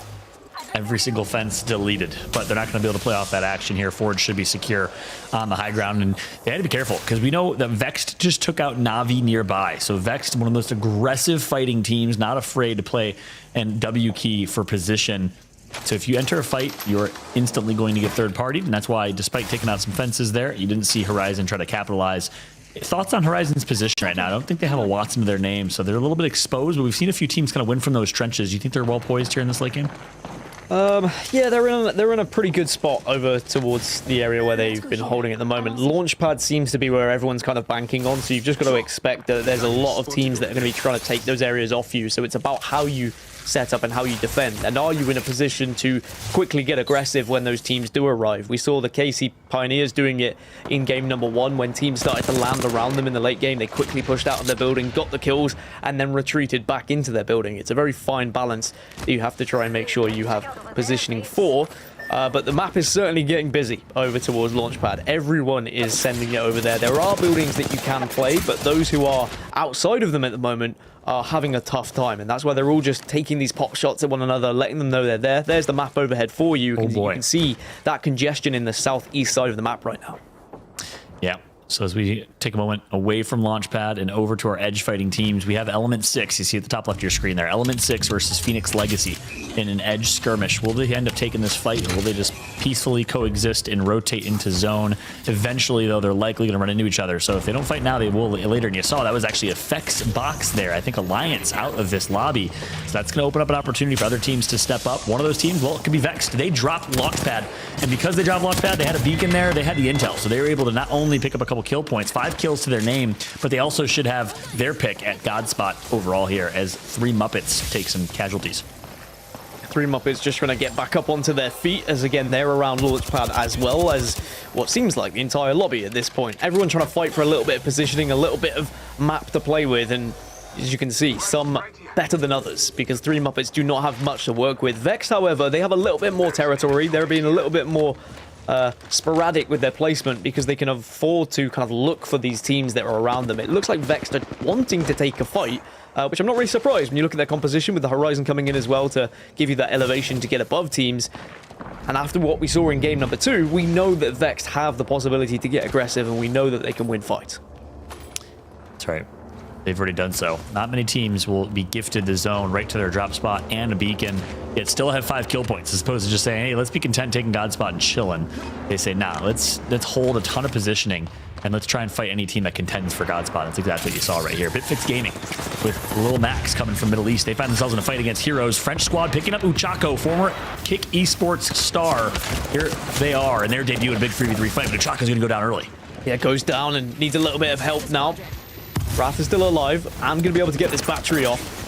But where's the assistance? This is a horrible place to try and play. Try and navigate around all these bars down bottom middle. And now in a 1 versus X, this is going to have to go for a res, potentially, just to try and get any sort of help from a third party. But unfortunately, as always, Sia denies everything, John. And now Bitfix Gaming to come and just be cleanup crew here. Yeah, that 75% seer pick rate in this lobby is going to come through Little Max and Bitfix Gaming with a big 3v3 fight against the Heroes. Let's switch on over to Element 6. We told you the fight against Phoenix Legacy will continue. There will be a next chapter to that one, and I believe this is it. We got Liffin, the new pickup for this squad, who's been an absolute rock star for them, having to go huge with Storm eating away their health. Should be able to get in, should be safe, should be comfortable where they are. I think they're a little bit worried what could be coming from behind them as well. They will know whether another team is going to be in the vicinity. You can see the angles they're watching. They're very aware that if a team does arrive behind them, they're going to have first shot on them. But just like they know they're going to be rotating from that way, another team would also have the awareness that Element 6 were there. So they've probably moved off to a different location. I'm trying to see to who it is. It looks like it's going to be Game of Drones who are in the same area. And Alliance also moved. Yeah, you're right. Alliance moved down on the eastern side. That's right. Alliance was actually able to take out all 3 members of Phoenix Legacy. They are out. G Dolphin in his debut with this team. Still running that Rampart. Also announced he's coaching the Tripods in North America. So he's always trying to stay on top of his game as one of the best coaches and players, streamers, content creators. But right now, Phoenix Legacy needs to go big on World's Edge. They are out. I'm surprised at Alliance. We saw Effects Deathbox earlier. So I thought maybe they are out as a team. Looks like they're still in this game. I don't know if they got the res on Effects. It was Yuki that picked up all 3 kills on Phoenix Legacy. He's currently the kill leader of this lobby. Well, I think what Alliance are going to try and do is rotate on the eastern side of the circle here and try and sneak into Launchpad, but it's whether there's already a team watching them. As for Gamer Drones, they are going to be moving now down towards the northern side of this circle. They were another team that I think E6 was a little bit concerned about, and they may well meet E6 if they keep going east here. They are going to run straight into them, but are they aware? I think E6 might have the jump on them if they're not careful, but of course, with the seer, you're going to get that information, you're going to have that heartbeat sensor, and now suddenly they are well aware that E6 are in the area. That's right. Big fight about to ensue, and guess what? We got to listen in ready for you. Let's jump into a listen and hear the comms of Game of Drones. One is on top, one is on top. I'm walking up. Watch out, is on top left. It's about to go in zone. One is close to me, torch. Flash. Flash. Nice. I'm batting. Nice. I'm in zone. In zone. Flash. Dead. Beginning behind. Back. New team. Keep going. Finish for swap. On me. Purple. Push forward, yeah. You all, we only 2. Or 1 go.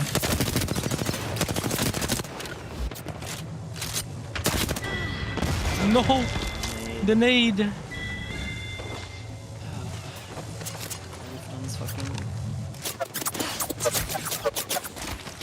Gladiators, they light it up. Here we go. We called them out. We said they need a big game number 3. So far, so good, but their biggest challenge is ahead of them. It's the rotation in. They're playing Edge again. They're playing a much different team comp than we saw that Newcastle pick in the week number 1. They're playing a lot more aggressive. They're playing Edge, and this is the place that's always worked for them. Yeah, these zones moving quicker than they used to back in the day, certainly zone 1 anyway, so it's never been easy to play Edge just because it's all sped up a little bit, and that's why it's kind of benefited those who do rotate a little bit earlier. But when you see that success, when you see people who are still finding the victories and the kills with their Edge positioning, then you've always got to take your hats off to them, because it is not easy to do nowadays with the meta that we currently see. As Gaming Gladiators, we've spoke about them, we've said they've not been at their very best. In fact, they've been nowhere near their very best. But that could all turn around very quickly as we get to the halfway point of today's action, our last game on Stormpoint before we go into World's Edge. If they can get a big game here, if they can get some confidence, they know that World's Edge is their home where they've done so much damage elsewhere, and perhaps they can start to make amends for some disappointing performances in previous weeks. Yeah, and they got a great drop spot in World's Edge as well, dropping in former Sorting Factory, not Lava Siphon. So a good opportunity for them going into Game 4, but it would be great to have some cushion with points. Great showing so far for Gaiman. A fan favorite, Hardeki, once considered to be one of the best players in the world, one of the best IGLs in the world, and one of the best Wraiths in the world. Obviously, Wraith no longer in meta.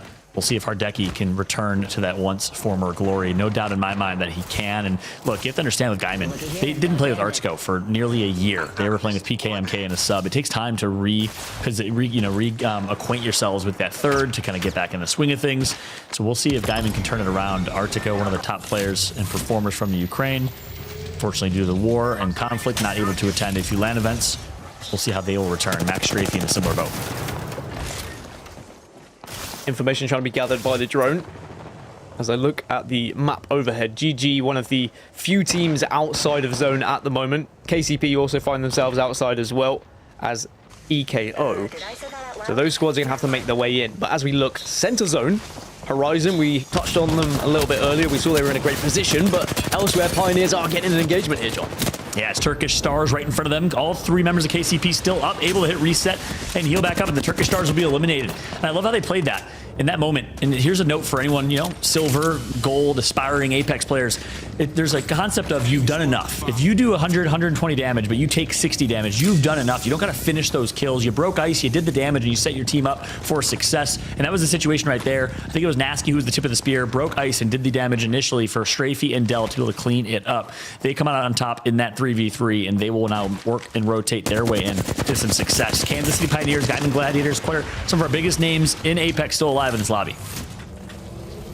A lot of teams moving in from the east side, but I did mention earlier, Alliance, they were moving all the way around. They were rotating and trying to sneak their way into Launchpad. Well, their journey has now arrived in the middle of Launchpad. They have been able to actually successfully get into a zone area where they could win the game, but it's about whether anyone got eyes on them, so we'll have to see a little bit later. As for now, Pioneers, as they move in, they've got GG above them, they've got EKO below them. This is not going to be easy whatsoever, John, because 2 squads are going to be staring at them here.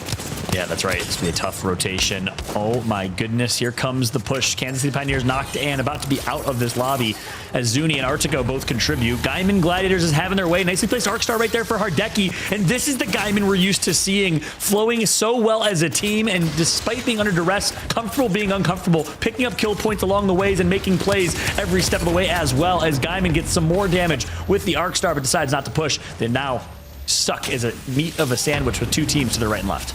Moving and grooving, our Gaming Gladiators, just as they used to do, looking like the Gaming Gladiators of old, and now getting aggressive again and just finding a team with a tail between their legs here. It should be clean-up crew. 1-2 go down, but Artico clutches up and should have the time to be able to get these players up and restabilize before their push into the next circle. Yes, okay, there is going to be a drone in the area, but judging by where those teams currently are, they should be fine. I think Horizon is taking a little peek at this. Urban is certainly trying to get into an area, and Urban will actually get the missile swarm down, but it's whether Urban wants to push on this. I don't think Horizon will commit this heavily to this KP, considering the position they're in right now.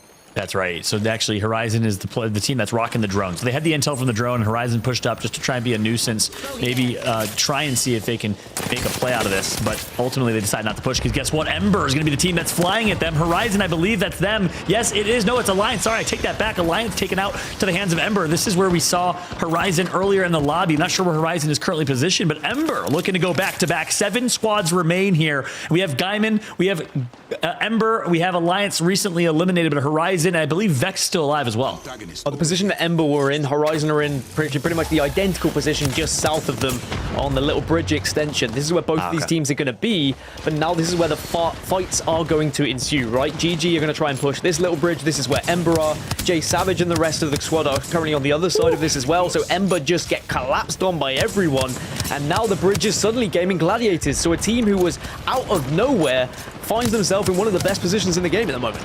And Hardeki, this is Hardeki, remnant of the 2 year ago Hardeki we're used to seeing with a wingman, not missing shots right now. Hardeki is lighting it up, and Gaiman going to find themselves a knock on Jay Savage of Forge.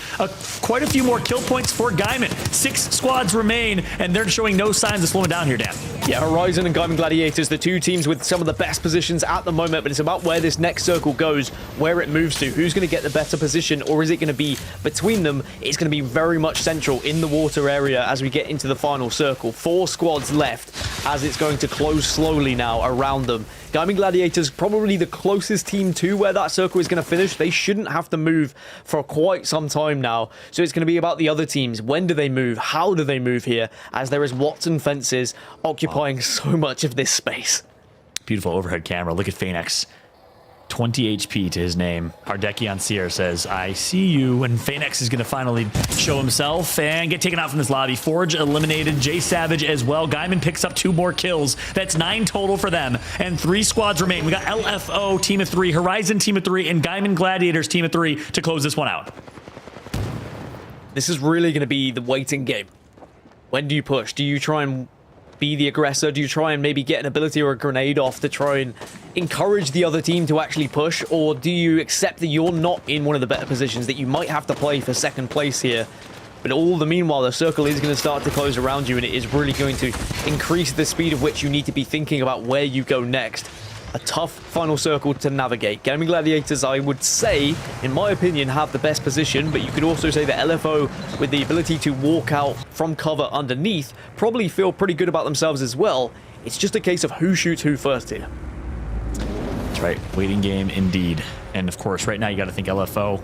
Thank God they have Watson, but they are the team in the center, which means they will likely be the team that's going to be first to be under duress. Horizon makes the first move on high ground here, and rightfully so. Wise decision to take high ground and close your way in. That high ground is going to be all types of advantage. Mobile respawn beacon going to drop just for some extra cover. The damage has been done, and Horizon's going to be able to heal up.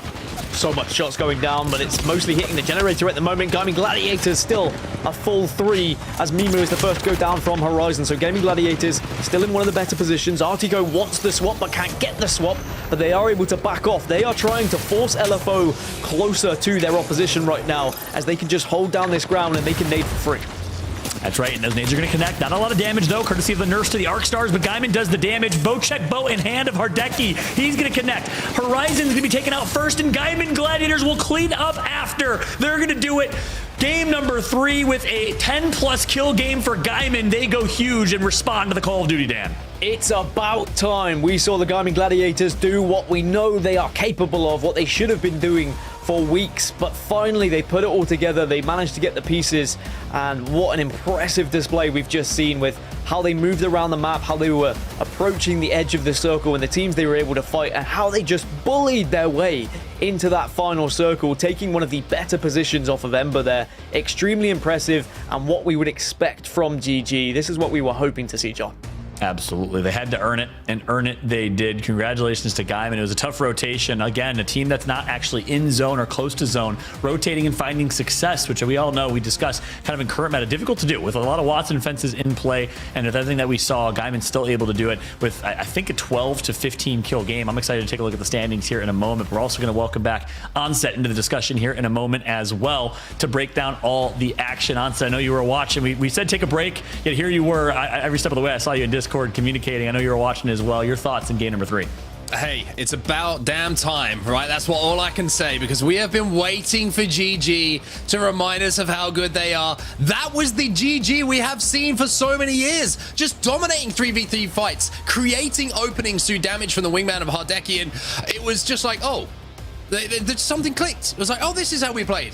Everything is working now. And the 3v3s were just beautiful to watch. And the thing that I loved about the end game as well is Hardeki was the initiator in so much of the damage. A lot of the time you'll see when you have those 3 teams remaining, a lot of teams are kind of trying to play close to each other, trying to not give any damage away. Hardeki's up on the high ground. He's like, I'm going to shoot you. I'm going to shoot you. I'm going to make you make decisions, and I'm going to create openings for my team. So I think that all in all, I'm now excited for the last 3 games, because I think that Gaming Gladiators have needed that game. Now they have that game. They look like a completely different squad. Yeah, completely agreed with you. Wingman and Hardeki, name a better duo. You saw it right there on display in full force in that late game. The amount of damage he was able to put into the Wingman in late game was just absolutely insane. So it's good to see Gaimin back to what we're used to seeing Gaimin doing, which is dominating specifically with a Wingman. As we take a look at the highlights here in just a moment from game 3, we'll also take a look at the overall standings. But Dan, standings certainly going to be shaken up here with Gaimin, a team that was in the bottom 10, going huge. Ember gets taken out early, and Alliance do. Those are your top 2 teams. Well, again, it just goes back to us talking about how tight this region is. You know, we were maybe thinking that perhaps Gaming Gladiators were moving down into the lower seeded teams, perhaps going to be a little bit of a pushover when it comes to some of these rotations, and then suddenly they pull out a game like that. It is never over until it's over, right? These teams, they know how to play. They just sometimes have to tap into those core memories and make sure they can get playing like they used to in some of these games. And, you know, Apex is a game where it can go against you at times. The circle might pull the wrong way, or a team might suddenly be in a stupid position because they've been forced out of their position by another squad who are rotating early. There's so many factors that come into disappointing performance that is more so just than individual skill or strategical ability. There is just so much you have to try and play for, and that's why it's so much more impressive when you see a victory like that, with how GG had to play, where they came from, and the teams they had to battle, whilst also being at their very lowest point in terms of confidence. It makes it that extra bit sweeter. And one of those teams is the team we see on screen right now, the KCP. So again, we talk about the journey that Gaimin had to get there. They had to get through KCP. They had to get through quite a few teams. Every step of the way, they did it with success. And here's the moment where they actually saw a little bit of duress. You wonder if Horizon would have just kind of aped them in this moment, they would have taken that exact positioning and ultimately had the spot that Gaimin had to close out the game. Instead, they let them survive, and Gaimin ends up being the biggest thorn in their side, Sunset. Yeah, I mean, I actually want to talk about that play a little bit as well, because a lot of, you know, what makes a good Watson player, excuse me, was on display there. Even though one player goes down, if you're playing Watson and you get back to your feet, you have an armor dropped for you, and you get into a position where you're healthy. If you've got an ult excel, you have to pop that as quickly as possible. Get that gen down as quickly as possible, because not only is it going to allow you to heal a little bit quicker, but any grenades that get thrown in are going to be eaten up. It allows you to reset a little bit more comfortably, and then it gets you into that end game. So that's something that maybe people who are playing Watson at home always carry that ult excel, because it gives you the opportunity to reset, especially in those tight moments where teams are looking to maybe overextend for third party, but in the end game, it's invaluable. Agreed.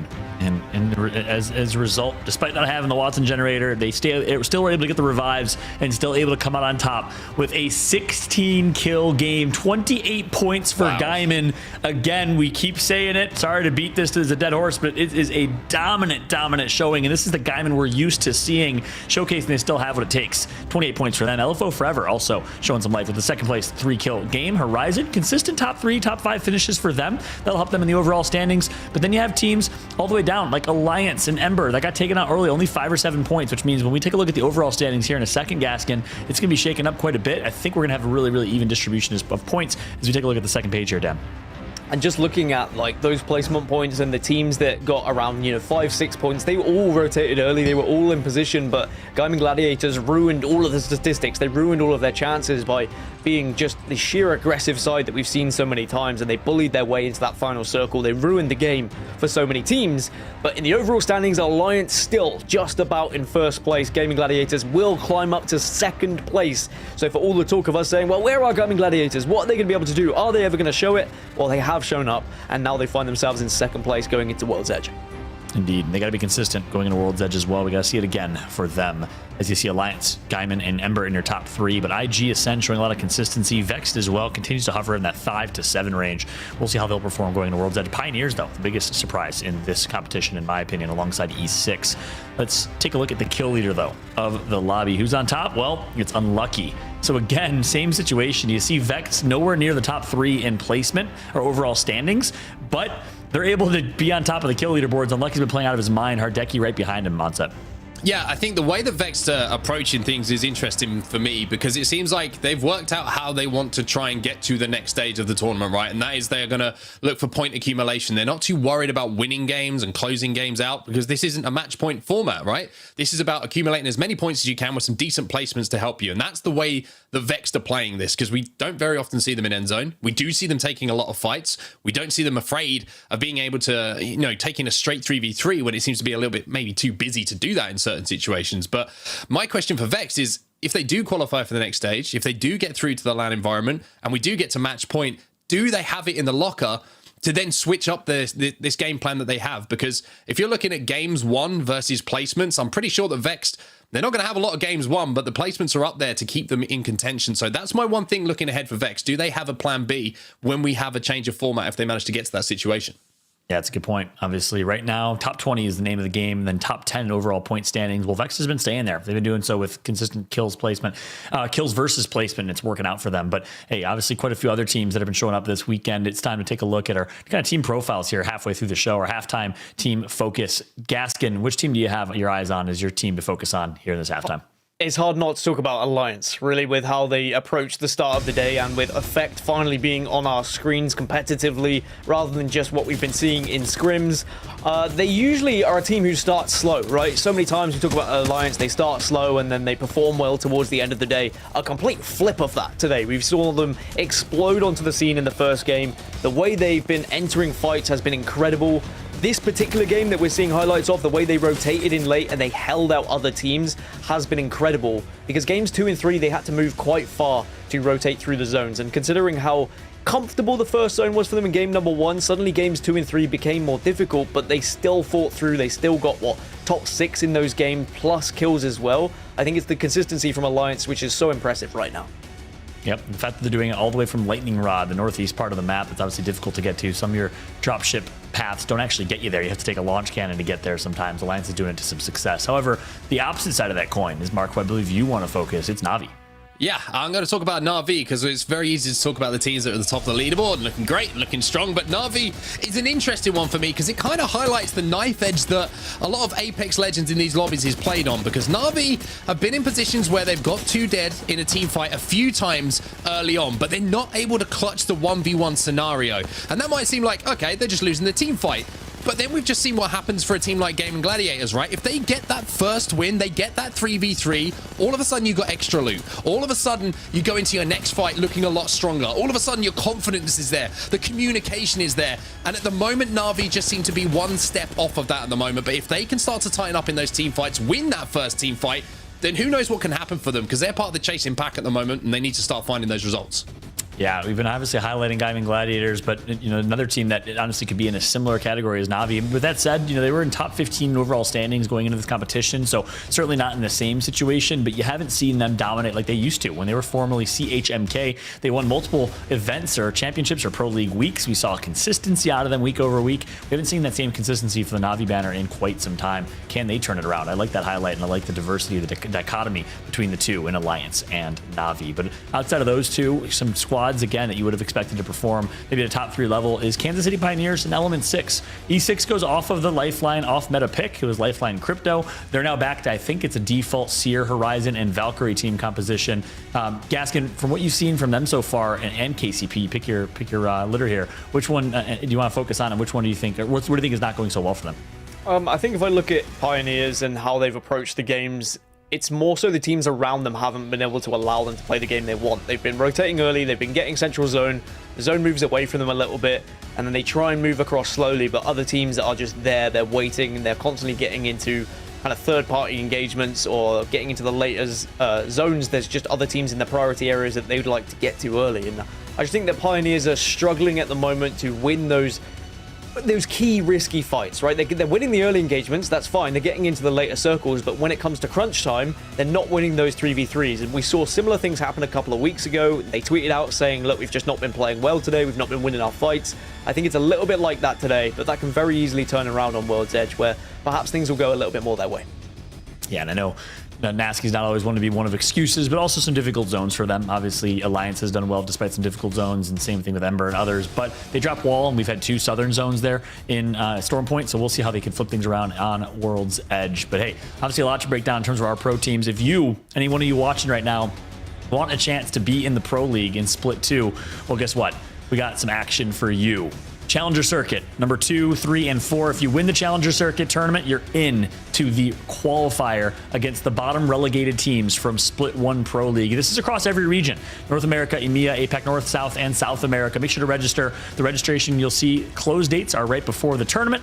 Compete to win and compete to participate in the Challenger Circuit. Most consistent teams throughout the entirety of the Challenger Circuit and overall points will find themselves in for the relegation qualifier as well. So keep that in mind. It's not just winning you're in, it's also consistency across the entire way. It's almost like a mini pro league in a lot of ways. You'll love to see the Challenger Circuit format and the fact that anyone can achieve that path to pro, much like we've seen some teams do so far in split number 1. But hey, we're going to take a quick break. We're getting some things sorted and getting some things ready to jump back into game number 4 on World's Edge. We'll be back right after this.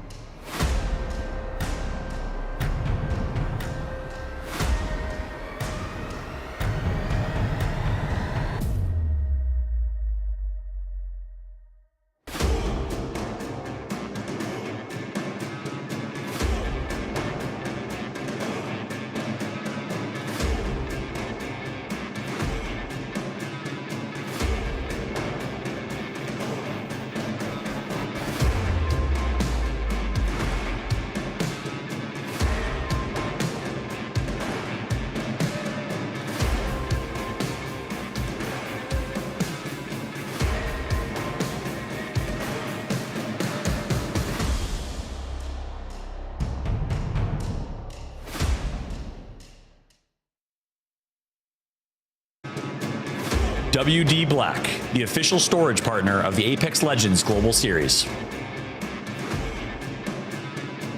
Welcome back, everybody, to ALGS Day 4 of the EMEA Pro League. We are 3 games down on Storm Point. So far, well, a different team has won every single game, which means our standings pretty evenly split going into World's Edge games 4 through 6. Well, it's anyone's day, anyone's opportunity to take home the first place 25-point win. Keep in mind, obviously, consistency throughout the entirety of the Pro League is what matters the most. Top 20 teams will qualify for the regional final, and the winner of that will automatically qualify for the Split 1 Playoffs LAN tournament, which is coming up in just a few months as well. I'm John Keff Lucas, also known as Fallout. Let's take a look once again at our map schedule and bring our casters in for the discussion as we get ready for game number 4. You had Alliance win game number 1.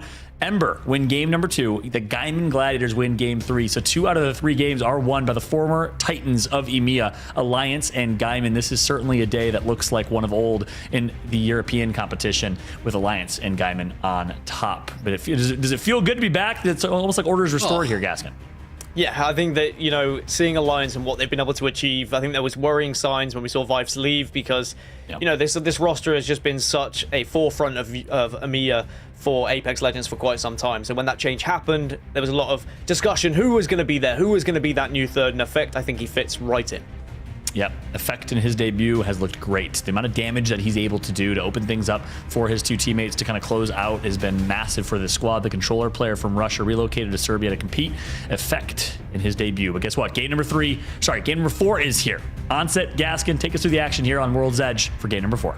It would be our absolute pleasure and privilege to do so. And we are going over to World's Edge. Like you say, it's time for a little bit of a change of scenery here. And I've got a little, we have these sayings that go around, Dan, right? That kind of become commonplace. And I think my favorite one to apply to that last game and what we saw from GG was form is temporary, but class is permanent.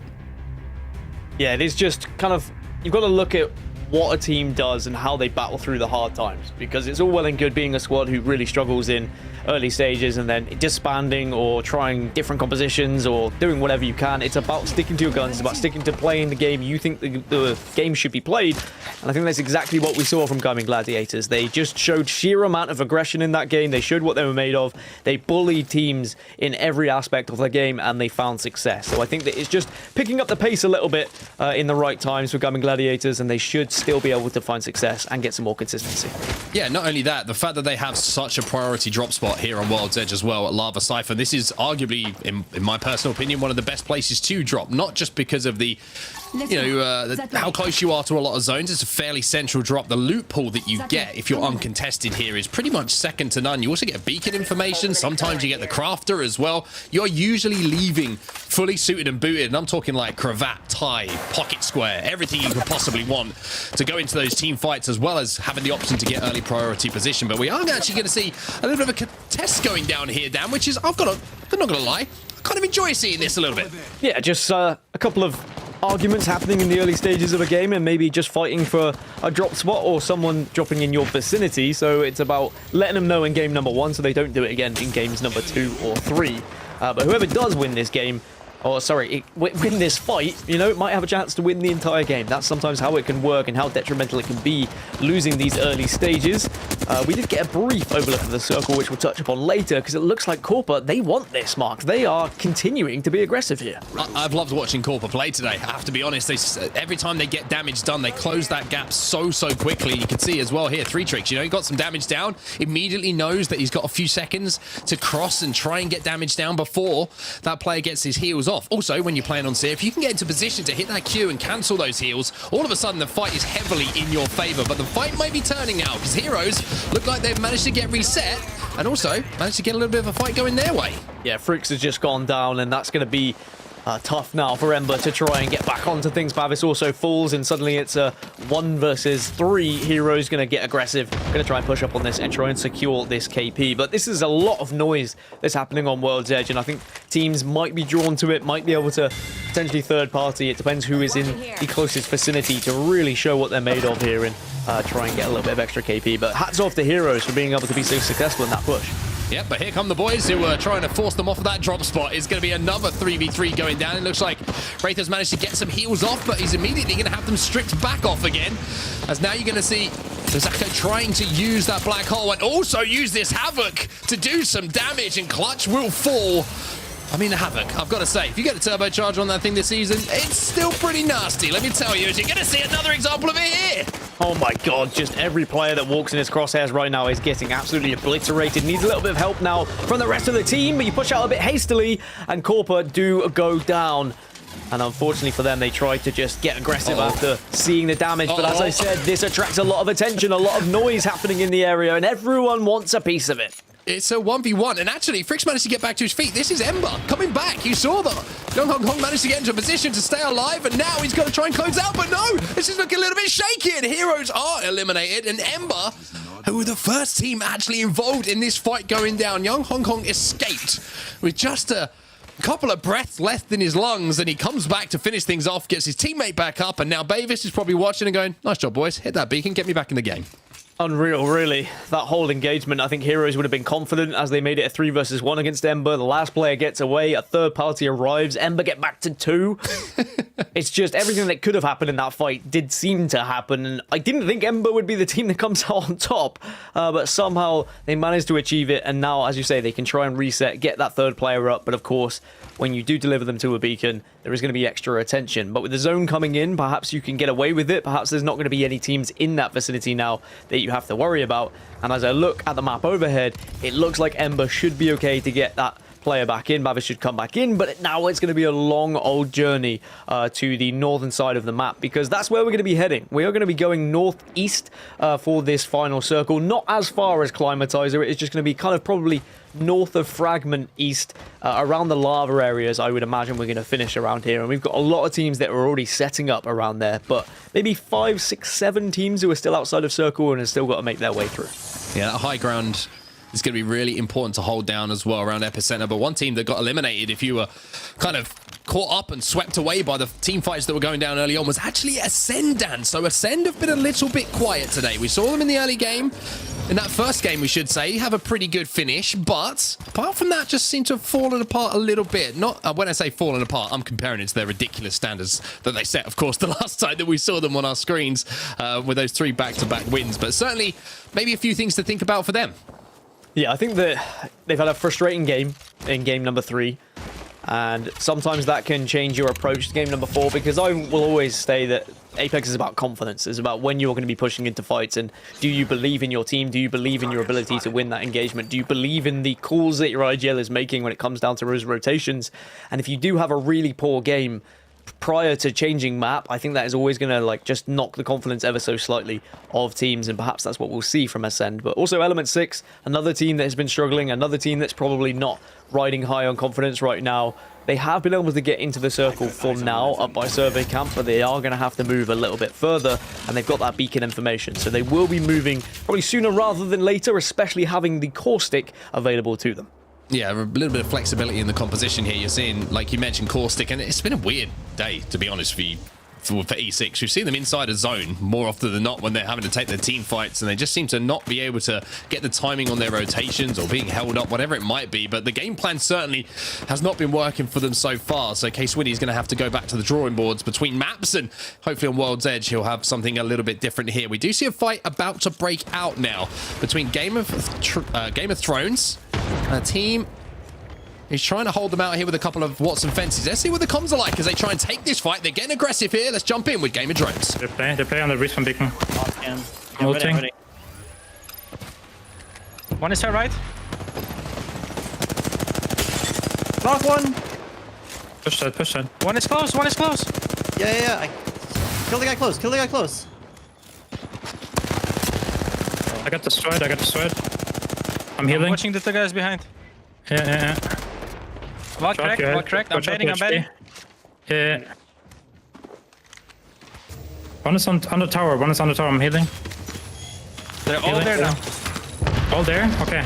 Yeah, all there. I can hit a Q. We can angle this. One blue. You can fly on the rock. Sear crack.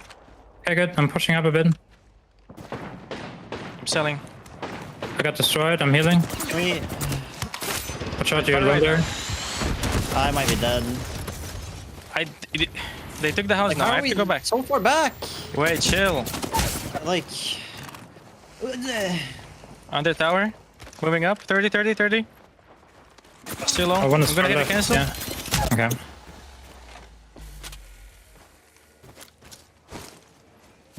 Well, as we jump back into the comms, Dan, Game of Drones never looked comfortable, and who's on the other side of this fight?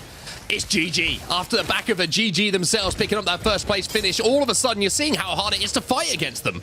Yeah, just a fun fact on Torhei as well from Game of Drones. Actually, he used to be a speedrunner. I remember interviewing him back when I did a speedrunning show ages ago, years ago, and it's amazing to see what he's now doing in Apex Legends. It was not a name I was expecting to see when Pro League got announced and the Challenger Circuit and all of that good stuff. But Gaming Gladiators, anyway, have been able to take down 2 of those members, and now it's just a case of whether they are able to get the 3rd and try and get that extra little bit of KP. But you heard in the communications, frustration. Why are you not here? Why aren't we there? Why aren't we pushed up a little bit more? These are the things that you need to try and kind of nail down in Pro League to make sure that you are on top of your game. Ardeki and Leogri combine to get the finish on that down and say, give me the loot, as they pick up a few more goodies to make their way towards the end game. But like you mentioned, confidence is such a big thing. Look at how Gaming Gladiators looked in that fight. Completely different from what they looked last week, the week before. Just confident. Every single time that a player from Game of Drones tried to peek, the shots came back. But I will say Game of Drones, they had a couple of opportunities there in that fight to get that first down, but even though we always talk about the technical aspects, you know, the timing, your rotations, how you plan, what teams you can expect to fight, sometimes you just have to hit shots. And that was the one thing I think that was missing at one point. Yeah, really tough for them. And I think the last remaining rat is going to have a very miserable game trying to stay alive in World's Edge. Because this is a little bit more comfortable for a lot of these teams. I know I say it a lot, but I think World's Edge is the tried and tested home. You know, these teams have played it for extra amounts of years over Storm Point. As we move over to Vexed, we talk about their aggression. We talk about how many kills they were able to pick up. But do they have the consistency to get those victories? That's our biggest question about Vexed Gaming. When you look at the bigger tournaments, when we get to championships, when we get to playoffs and match point becomes a thing, are Vexed Gaming still going to have that success? Well, E6 once again find themselves without a player, and it's not looking good for them in game number 4, much like it has it in games 1 to 3 so far. So even though they got a playable spot, not having one of their main slayers on the team on Horizon is going to make this a little bit tougher. They do have Typical Course, which is going to make things a little bit more difficult for teams to push. But as we jump over to Vexed Gaming, who are kind of overlooking a lot of the fights that are going down on the high ground of Epicenter, I want to see what's happening with E6. E6 still involved in this fight, and K-Swinny has just evened things up a little bit here. Slayers is going to go down, though, and it all falls on the IGL now, on the Crypto, to try and survive here, win this fight, maybe even think about getting his teammates back up. Yeah, unfortunately for E6, there's just so many teams around them. It's Phoenix Legacy on the other side also doing the damage and taking down Slayers. So now K-Swinny's going to have to try and get away. Has a 1, but again, it's a 3 versus 1 that is not going to happen because people know ratting it out, trying to survive and getting those placement points can be so important here on World's Edge. G-Dolphin's still sticking with the Rampart, and I think that's just going to be the case for the entire tournament now, it would seem. He seems to be very much set on Rampart, and Phoenix Legacy have found minimal success so far, but certainly could have that one pop-off game. There's actually 2 Ramparts in the lobby now, though, Mark, so it's not going to be the only Rampart that we're going to have to deal with if you are trying to rotate on this map. There is another Sheila that could be coming into the equation. It's contagious, man. That's what it is. It's a breakout of Ramparts in the Apex Legends Global Series. Are we going to see this catching on? Is G-Dolphin going to set the trend for everyone else? Obviously, he's been running this thing in rank for quite some time, but is Sheila going to have the final say in the circle? Part of me wants to see it. The horrible, toxic part of me wants to see Sheila destroy everybody in the final circle and pick up about 7 kills in about the same amount of seconds. But for now, we're going to watch EKO Esports, see what they can do from this position. They're down on the bottom of the central tower here in Epicenter, trying to kind of spot out what the next move is. Even though this is safe for now, it's so difficult to leave this environment with 17 squads remaining. Only 2 exits, and all of a sudden, if you see a black hole come down on one of those doors, a couple of arc stars, frag grenades, whatever it might be, leaving becomes a very, very difficult situation. And we are seeing a much more standard composition pick rate at the moment between all of these teams. I mean, EKO Esports going for the Horizon Valkyrie Seer, that's pretty common. We've got 7 legends selected in total. Rampart and Caustic are kind of the 2 off-meta picks that we're seeing, but elsewhere it's kind of what we expected. We've got Crypto, Horizon, Watson, Seer, and Valkyrie. Again, a 90% pick rate on the Valkyrie, but at the moment, Forge left with just Rowe to try and stay alive as the Watson, but it's not going to be easy. Not going to be easy indeed. A couple of gens down. One of those going to explode as 3 Muppets now move into 30-30. It's fully decked out in gold at the moment, but it's not going to pick up the kill that was required. And it looks like the damage is actually coming in. So retreating to the teammates is always the smartest thing to do in those situations. And it looks like 3 Muppets will survive. But look at their positioning here, Dan. This is the train car. A lot of the time, we see this zone pull towards, which is why you're seeing such fierce fighting going down for this area. If you can control both towards this endgame and show presence, you put yourself in a great spot. I mean, if you can get a Caustic in there as well, we've seen what that can happen back in the Caustic metas when there was Caustics left, right, and center. It's so important to block the vision, impair the vision of your opponents. And I think a lot of people will be gunning for those spots on the train track. But there's still about 8 teams at the moment who are outside of the next circle. So there is going to be so much damage that is going to go down from those who are within it, looking out. And it's going to be tough to rotate in. As I say that, Alliance are on their rotation. They do find one of the members of Ember. Remember, Ember won that initial fight that we first saw at the start of this game, but it seems like they've been caught out here by Alliance. Well, if there's anyone behind this door, then about to have a very, very awkward time. The door will disappear, the stick will come in, and Effect is showing what he brings to this Alliance lineup. Huge damage being done, but they haven't quite managed to finish the players off inside at the moment. Maybe a third party now coming in, and now you're going to see Hackett go down. So this situation, which looked like all of the cards were in the favor of Alliance, now looks a little bit less comfortable. Another team looking over from the tracks, trying to third party, but Yuki now taking responsibility to hit some shots, and he's going to do so nicely.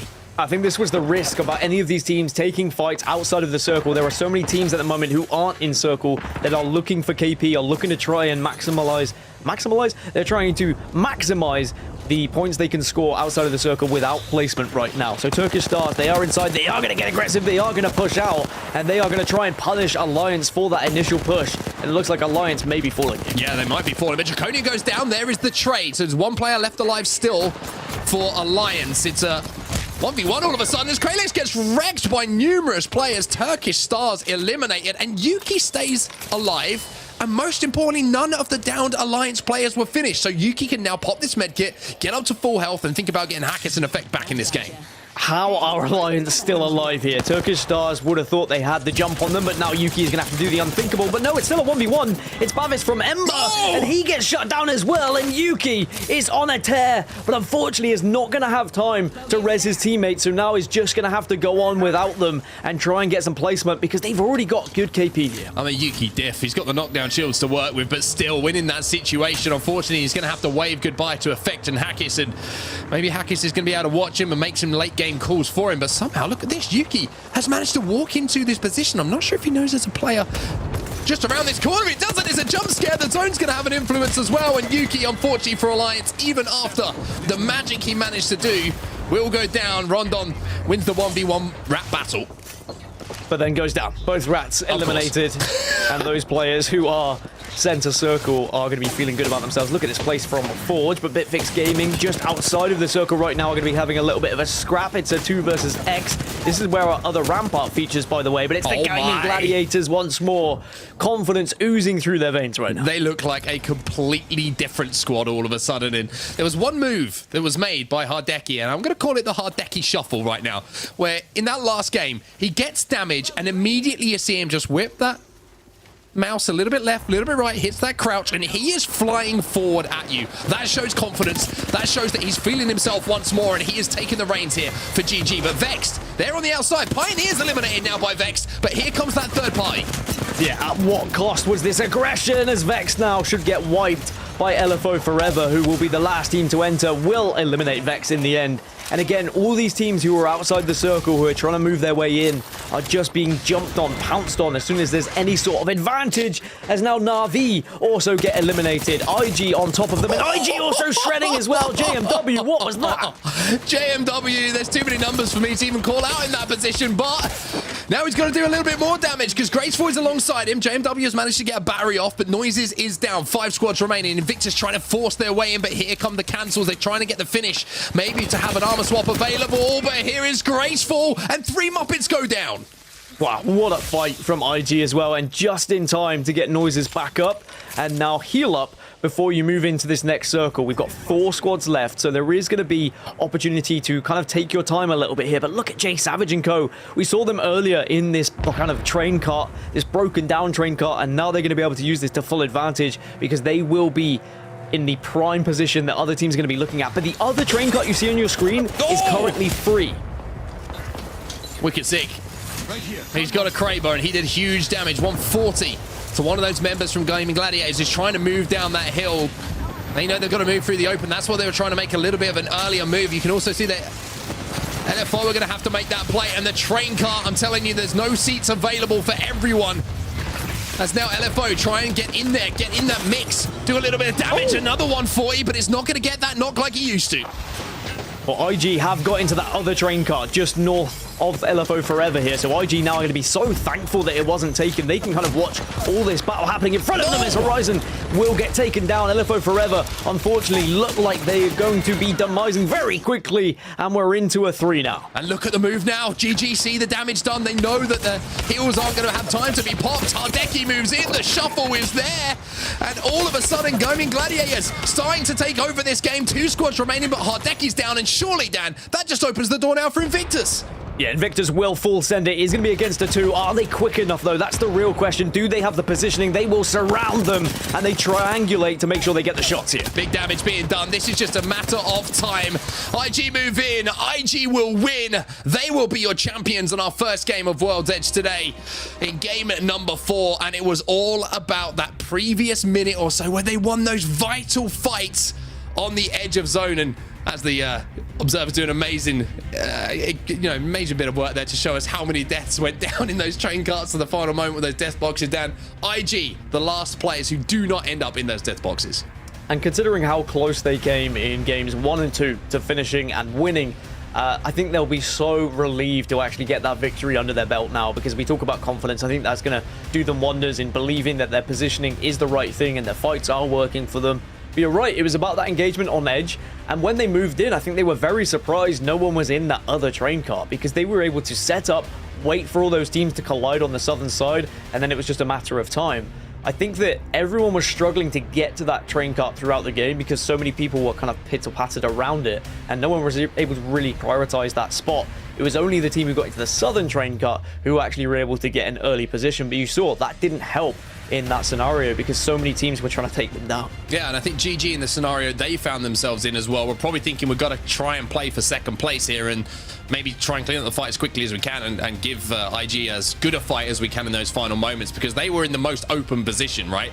They saw their opportunity to pick up 3 KP and they thought this is the greatest situation we could ask for, because not only do we get those KP, but also we get that boost in those placement points as well. So GG, after a game where they won previously, now get that second place down. It is almost like the Undertaker has sat back up in his casket and he's saying, whoever's in front of me, it's time to go to WrestleMania.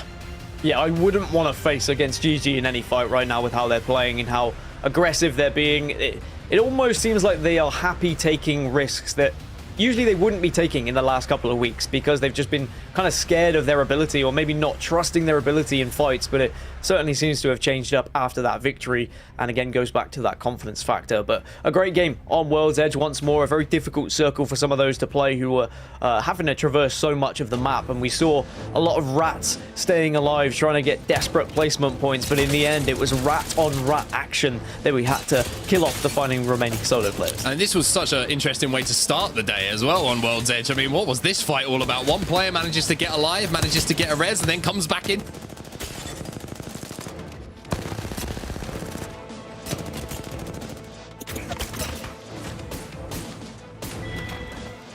They were on the back foot, but managed to turn that fight on its head. But the team is seeing on your screen right now, Dan, Element 6, something isn't going right for them today. They're looking a little bit kind of disjointed in a lot of their fights.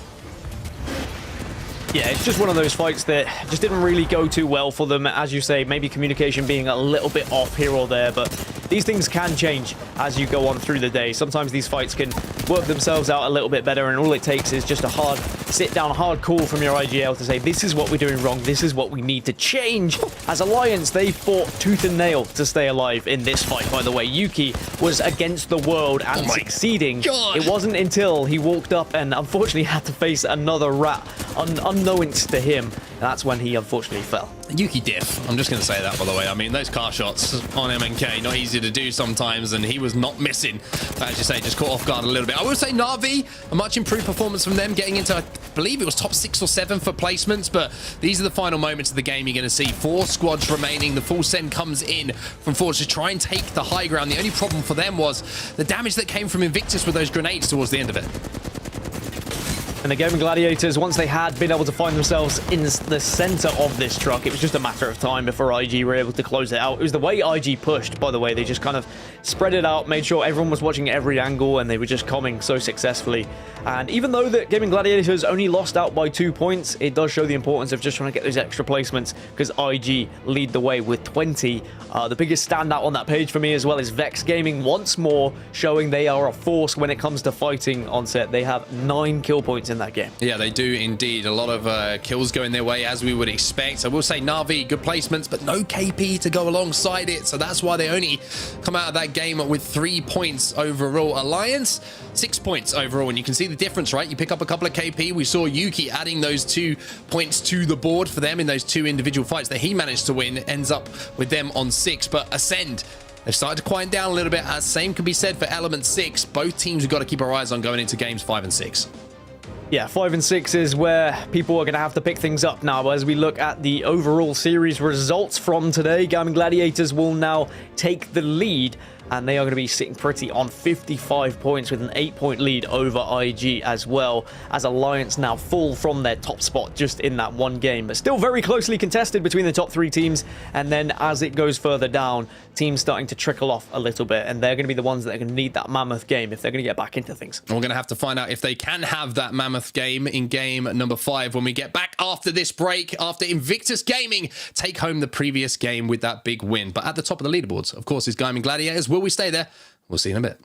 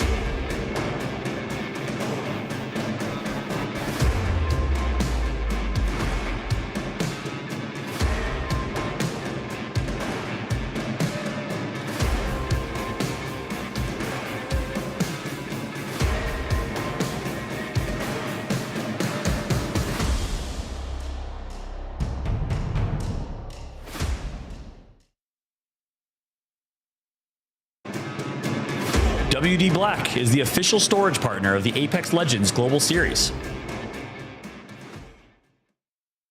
Everybody wants more to the ALGS. The EMEA region certainly looking extremely hot today with 4 different winners across 4 different games. And now, Dan, we only find ourselves with 2 games remaining, but we are seeing the resurrection, the phoenix rising of Gaming Gladiators. They sit at the top of the leaderboards. They're back, Dan, and I couldn't be happier about it.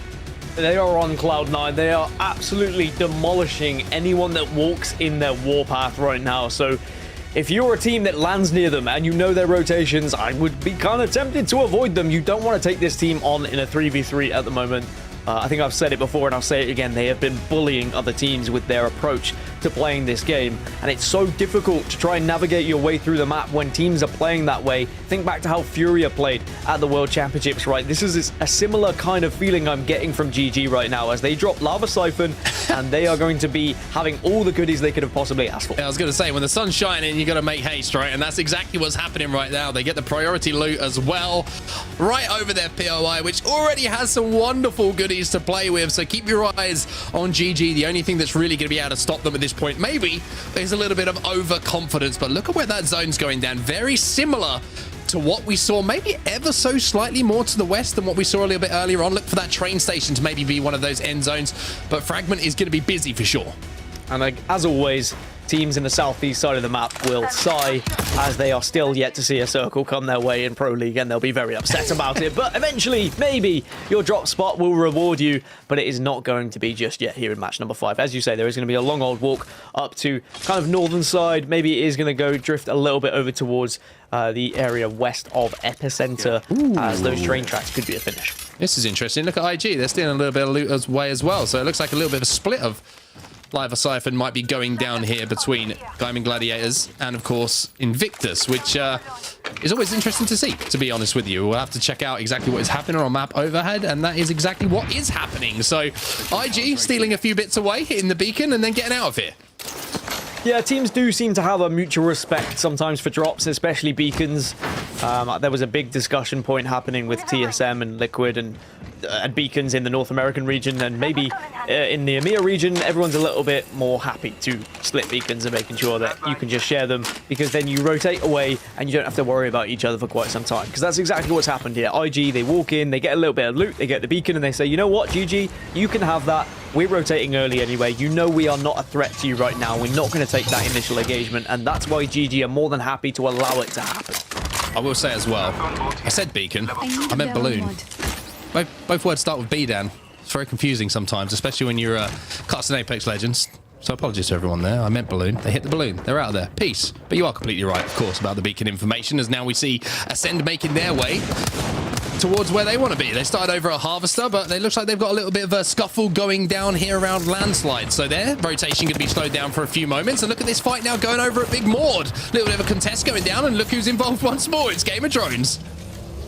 All these teams in the southeast side of the map probably just frustrated with how far they have to move, so instead they're just going to try and prioritize getting some KP now. It's going to be Heroes again in some action. Remember, Heroes were one of the teams we saw die early in the previous game as well, also having to try and stay alive in a third-party battle. But right now, this is just a straight 3v3. But the problem Heroes had before was this 3v3 became a third-party because of how long the fight was. Ember still in the vicinity and could join that fight if this fight doesn't conclude quickly.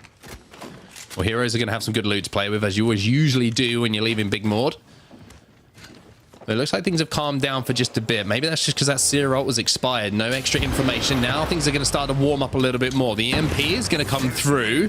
Jules going to be forced to use a few shield cells. And now they're going to look to re-enter this battle. A little bit of damage being done, but is it enough for Game of Drones to feel they want to push off it? Yes, it is. Here comes the reset. The Mastiff in the hand as well, but that Horizon is being so sneaky, so difficult to take down, but there is that first knock, and it's looking like Game of Drones are coming out on top here. Yeah, Game of Drones trying to make up for perhaps last game where there was maybe a lack of communication, a lack of direction that was happening, but now you've got to try and put this team to the sword. You've got to finish them off. You've got to make sure you get the wipe as quick as possible before a potential third party could arrive. But I tell you what, they are making it difficult, our Heroes, at the moment. Last remaining player eventually goes down. Uzako will be taken out. Yeah, it was one of those worrying moments where it felt like everyone was saying, you got him? No, you've got him. Wait, oh no, we're all dead. It's one of those situations which we've gamed a lot together, Dan. We know that those things do happen for sure, but Game of Drones will be the team that come out on top, and they will be the most comfortable looking, and they do get those KP they're looking for. But here comes Ember. Ember have heard all this noise, and Ember are starting to approach Game of Drones now. And are Game of Drones going to be ready for it? Are they prepared as Ember start to walk up on their direction over towards Big Maud?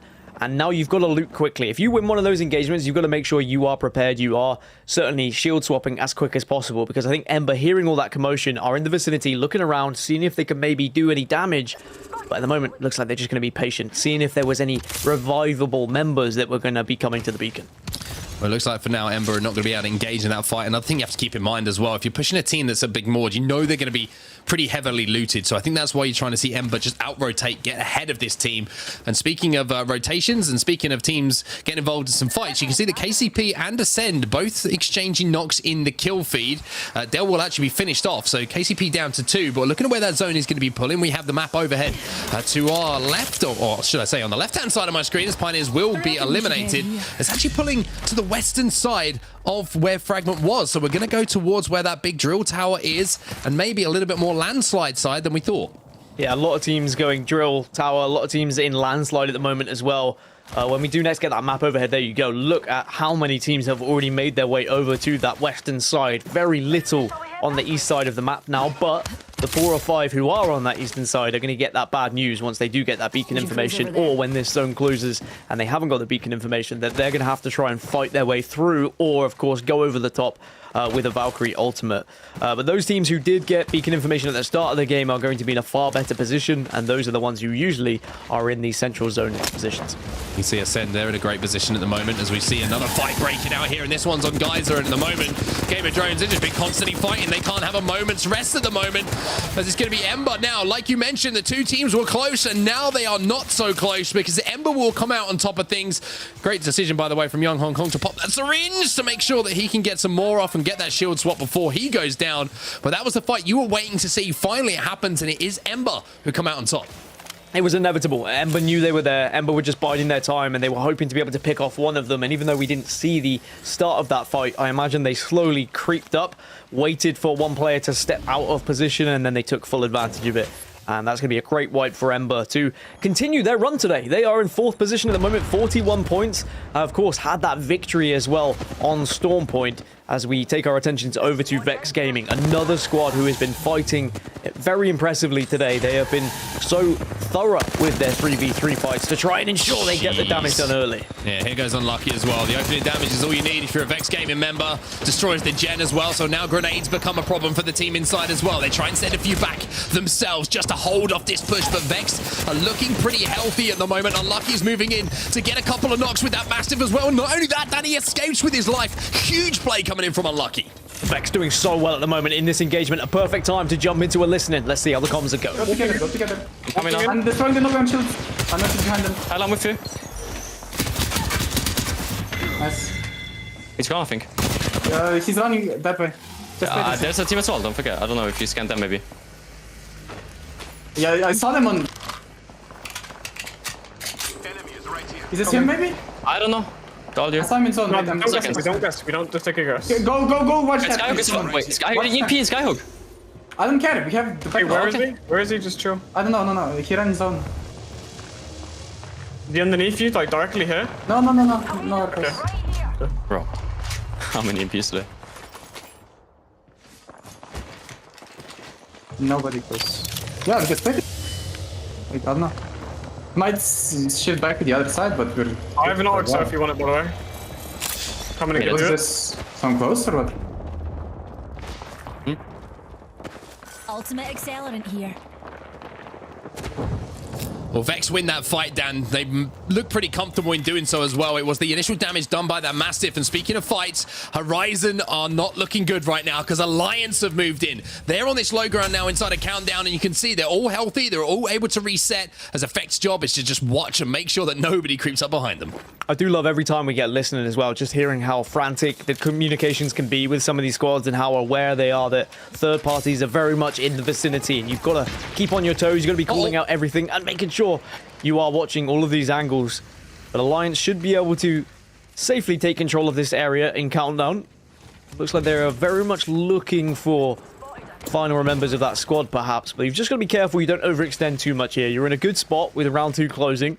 You are going to get extra information when that zone has closed. So you can just kind of stay here for the moment and reside healthily. And as you've been able to bully that one team away, you should be okay on your own. Yeah, remember the Vex were across from them, though. So even though they've managed to loot up here and managed to get a few armors, they've also used the gem, which was generously donated by the team previously, to get those purple shields back fully charged, so they don't have to waste any resources in doing it themselves. But this is what Effect is looking at right now for Alliance. He knows there's a team across from them. That's going to be Vex, who we just saw win. Changes as well with that Anvil to single fire to do a little bit more chip damage, which is always a good thing to do with that 301. As now we move to the other side of the map, and you can see EKO, they're having to take to the skies at the moment. They are a long way off zone, and I think this is just them having their hand forced more than anything else.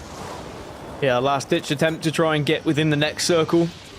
There are going to be teams kind of around them. Ember are going to be approaching from their south. BSE, Strongest, and the rest are going to be approaching from the north as well. So EKO have to move quickly into the circle before they get collapsed on by both of these two teams in the nearby sections. And of course, as a 2, that is never going to be a fun situation whatsoever. Elsewhere, as we see the circle go even closer towards that kind of tunnel area close to the drill site you were talking about, it is going to be 4 teams within that next circle, and there are going to be teams like Corpa, for example, who are going to have to fight their way north. They're going to have to try and push through a lot of these squads that are already holding them out, but they're having success here as 2 members of Ascend have gone down. Ascend now, once again, great position, but just not able to hold it at the moment. Center zone inside of this truck, but I always say, if that gen gets destroyed and you're holding down one of these trucks, you just become such a nade kind of magnet, to be honest with you, and it's not going to be lasting long, this hold, to be honest with you. They finally get the final kill, and Ascend, they will be out once again. So what was a glorious previous match day for Ascend is starting to look a little bit shabby here. Corpa once again showing how strong they can be in those team fights. It means they can hold the southern side of this zone. Horizon are going to be just behind them as well, and they know it. Horizon have got eyes on Corpa. They saw that fight unfold, but because there are 2, very reluctant to push up. It makes a lot of sense. Gaming Gladiators, the team who won the previous game, the team who have been oozing confidence at the moment, they'll be on the northeast side of this circle, but they are currently having a little scrap with Phoenix Legacy with a team in the building. G-Dolphin's going to have Sheila ready, I'm sure, for this push. It looks like now it's ready. Are we going to see Sheila, maybe the only thing that can disrupt the confidence and the aggression that we've seen from GG in the last few minutes? At the moment, the walls going down are going to make this push a lot harder. Gaming Gladiators also spotting a couple of players on the outside. There's Watson Fences going to give away that position. So now they find themselves in a little bit of a stickier spot than they were a few moments ago. The only thing that can shoot more bullets than Hardeki is Sheila. Yes. On the other side, Hardeki can certainly compete with a turret. That's how worrying this man is when he gets going.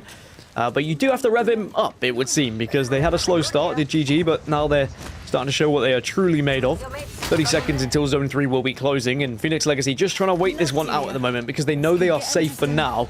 And of course, they are going to be very reluctant to push out and expose themselves to the team above them. GG want to take this fight. You can see they're constantly trying to apply pressure. They're constantly trying to get angles, and the Ogre down. The Valkyrie might be able to just about sneak on that ledge to get some shots in, but not going to be able to for now. Hardeki's got the Peacekeeper Wingman. Shout out to you. That was Season 1 throwback. And also, we know how good these weapons can be in the right hands. So anyone's going to poke around that corner. Hardeki with the purple bot on the Mastiff. On the Peacekeeper. He's going to be able to chunk for almost 3 figures if he hits the right shots. But for now, it's just holding down the top of this building once more. They do have the Valkyrie as well if they want to take the risk to redeploy over the mountain range as that zone gets towards its end in 30 seconds time. But for now, it looks like everybody's just happy to coexist. Yeah, there's going to be a lot of coexisting at the moment. There's still a little bit of Skyhook left in this next circle. As it looks like Gaming Gladiators are going to be making the move. Leogri does get that initial knock, but look at they're still reluctant to push in because they know what is waiting for them when they get inside. Say hello to my little friend. That's exactly what is waiting inside at the moment with Sheila just waiting to cut down anyone that is going to be coming in. Now you're going to see a little bit of pressure coming in from elsewhere. 2 C ultimates are going to go down, which is going to give information to numerous teams. A couple of shots from distance as well is going to make this a little bit more difficult. And you can see that Gaming Gladiators are desperate now to make this push in. They're trying to destroy these walls that are going down, but they just can't finish off these final 2 players.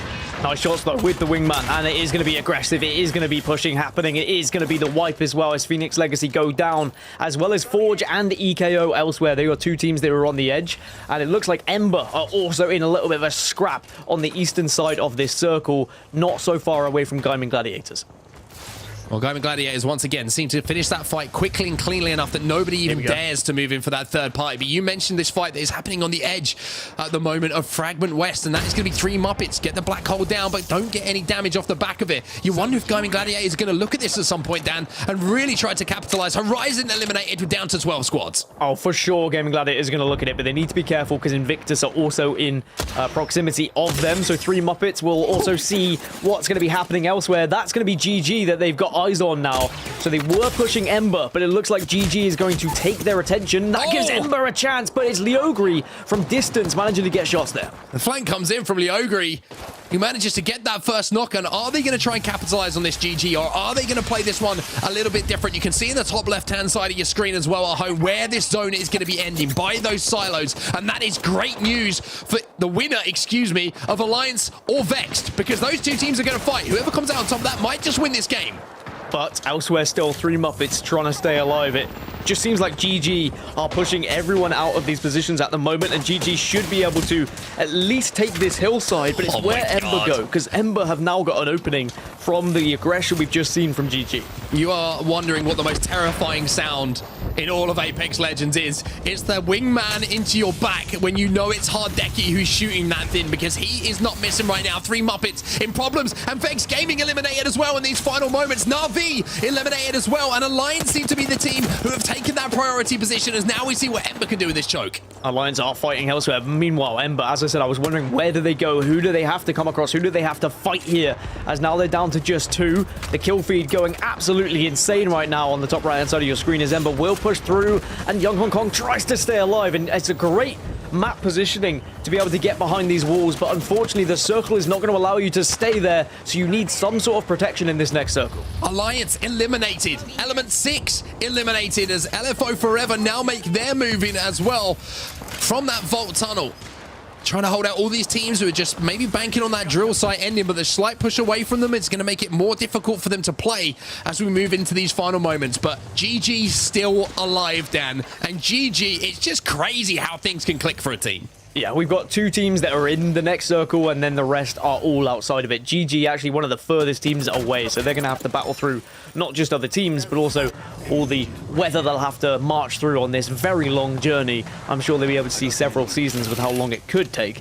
But there's going to be a couple of solos nearby to GG, so if they're able to take advantage of it, they might be able to get some KP, plus also get into a good position for the end game. You can see Hardeki just took down Kumbra. That's going to be 3 Muppets eliminated. That's going to be 6 squads remaining, as now it gets a little bit tougher for those teams who still have to move across. This is interesting now. Is Wickedsick going to choose to use this EMP early? Is he going to try and disrupt this fight and clear that left side so they only have to face the teams that are inside of that zone? That might be the decision. That might be the decision they're trying to make right now. But for Gaming Gladiators, Leogri has fallen. So now it's up to Artico and Hardeki to force their way in towards this endgame. Difficult to do with the team above them still. Plus, like we saw, the team overlooking them from that vault tunnel.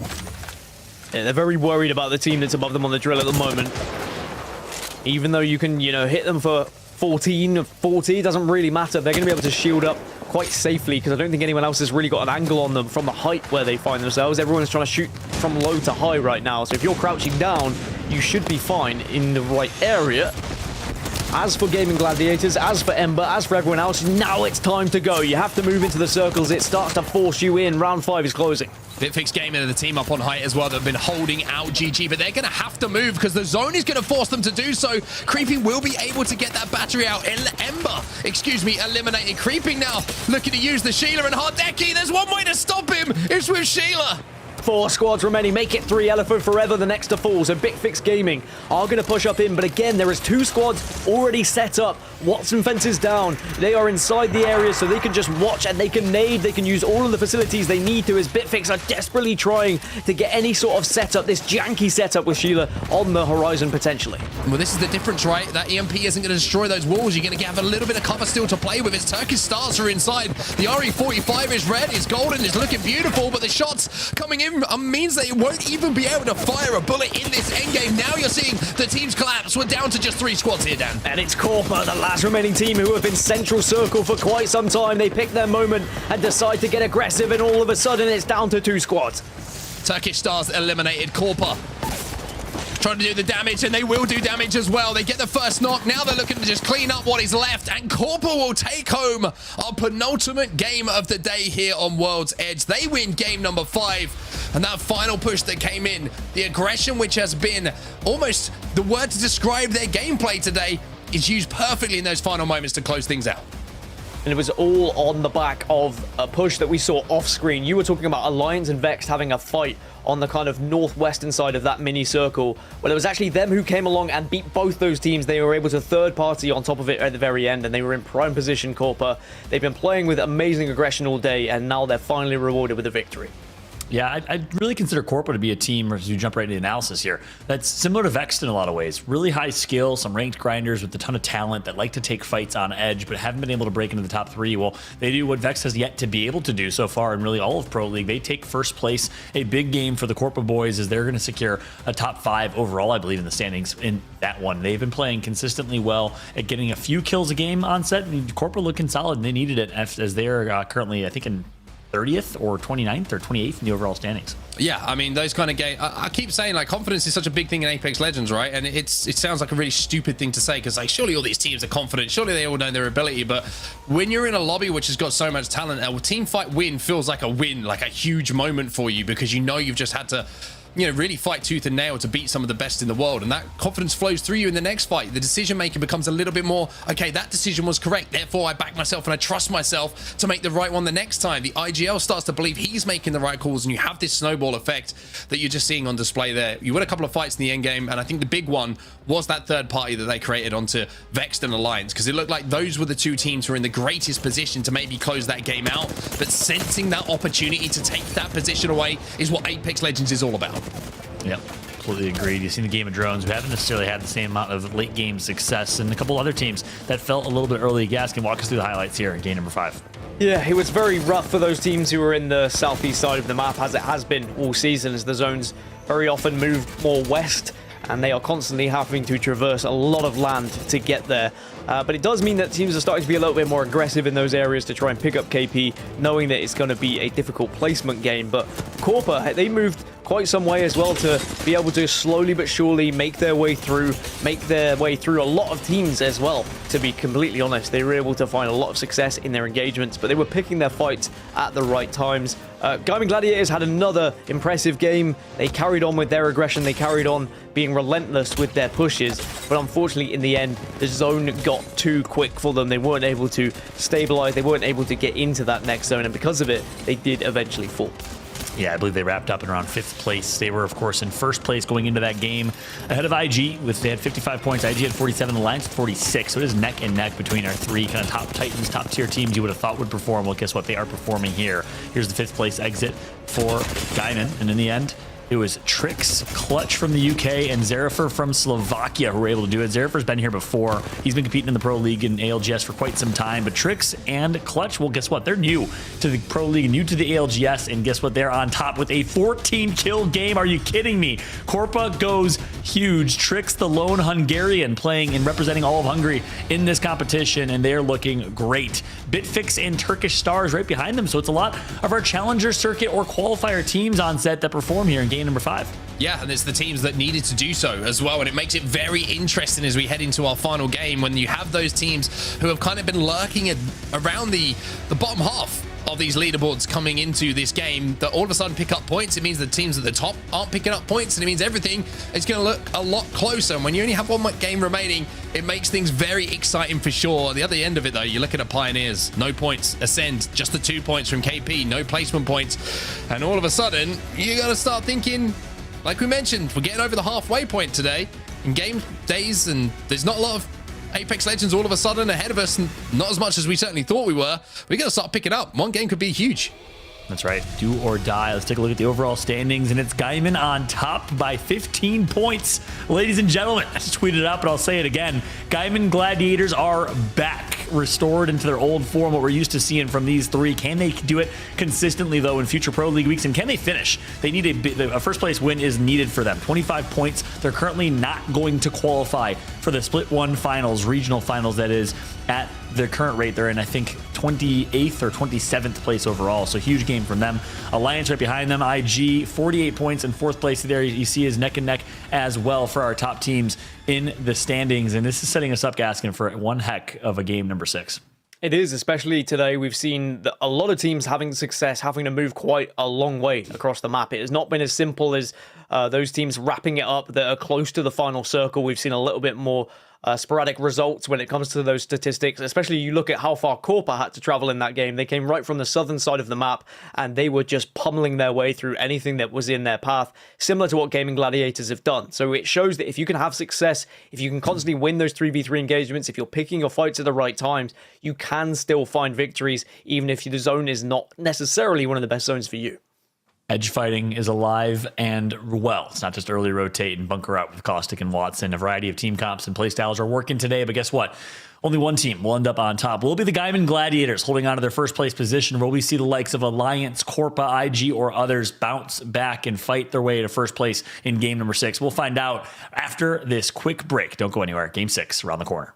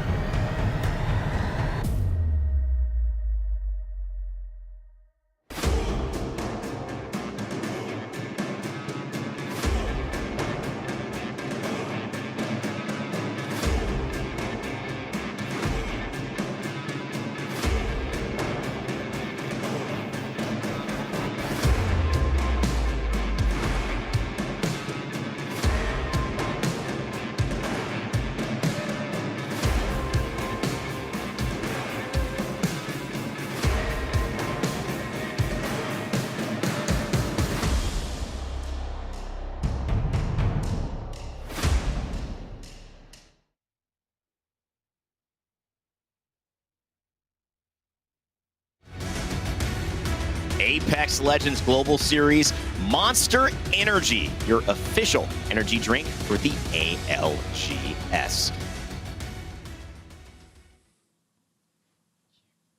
Welcome back, everybody, to the LGS day number 4, as we have 5 games done and dusted, completed, setting ourselves up for an amazing game 6 around the corner to close things out on World's Edge. I'm Fallout alongside Onset and Gaskin. And the big storyline going to game 6, gentlemen, I'm sure you both agree, can Gaiman bounce back from a really, really abysmal days 1 through 3 with a first place finish, or will Alliance in their debut with Effects take the first place spot? Either way, Dan, it's great to see the top 2 teams historically in EMEA back on top. Excuse me. It is. Yeah, it's good to see everyone getting back to the form that we once knew, the form that, you know, we know that these players are capable of. And when you see changes, as for Alliance, you always wonder, is there ever going to be that replication of success? The answer is yes. The answer is they found someone who fits in perfectly. For Gaming Gladiators, a slightly different story of we know that they've done this before, but unfortunately they just seem to have got into a real rut when it comes to their form. But now it seems like they are at their very best, and I'm sure they'll be looking to try and take this one home. That's right. Can they do it is the question. It all comes down to this. Game number 6 as the dropship flies across World's Edge. Will Gaiman stay on top? Will Alliance win in their debut? Let's find out. Let's jump right into the action. Game number 6 on set. Gaskin, bring the energy, boys. Oh, I can feel the one more game chance from Champstan all of a sudden kind of going through my head. I remember those moments, and that's where we find ourselves today. Unfortunately, not in the arenas that we were, but we're back online, and we have one more game left in front of us. Now, this is a massive game for a number of reasons. Like John outlined, we've got Ascend, who are struggling a little bit. They were kind of the team to look at last week. Can they have a big last game to catapult themselves up? You've got Alliance with a new pickup who are looking to maybe steal away that first place from the team who is on top and has returned to form. That is Gaming Gladiators. And look at that zone, Dan. You've been desperate for it. And all of a sudden, there you go. You get your wish. Finally, we have a Southeast zone. At one point, it was a 0% Southeast zones across every single region in Apex Legends, but no, we've got one. It is going to be existing. Ember are going to be thanking their lucky stars, as well as Heroes, and of course, we're going to see several other squads that are kind of in the vicinity, and those who also have beacons to work with as well. Our previous winners are going to have the opportunity to have a short rotation here. Are they going to have as much success when they don't have to move as far? Do Corpa, they're kind of dropping down at launch site and tree at the moment, but have a beacon to get that info. They've already got it, as you can see on your screen. So it's going to be a completely different game for them, but maybe a blessing in disguise. Yeah, a little bit, like you say, a little bit of a blessing in disguise. It looks like that fight that was going down over at launch site has been put to bed, so to speak. I don't think it really worked out for anyone, to be honest with you, with the third party in and everything that did go down. You can see the corporate at the moment seem to have complete control of it for now, and they look a lot more comfortable on their loop path. So they're going to be having a quick rotate towards that zone if they wish to as well. But one team who I know like these kind of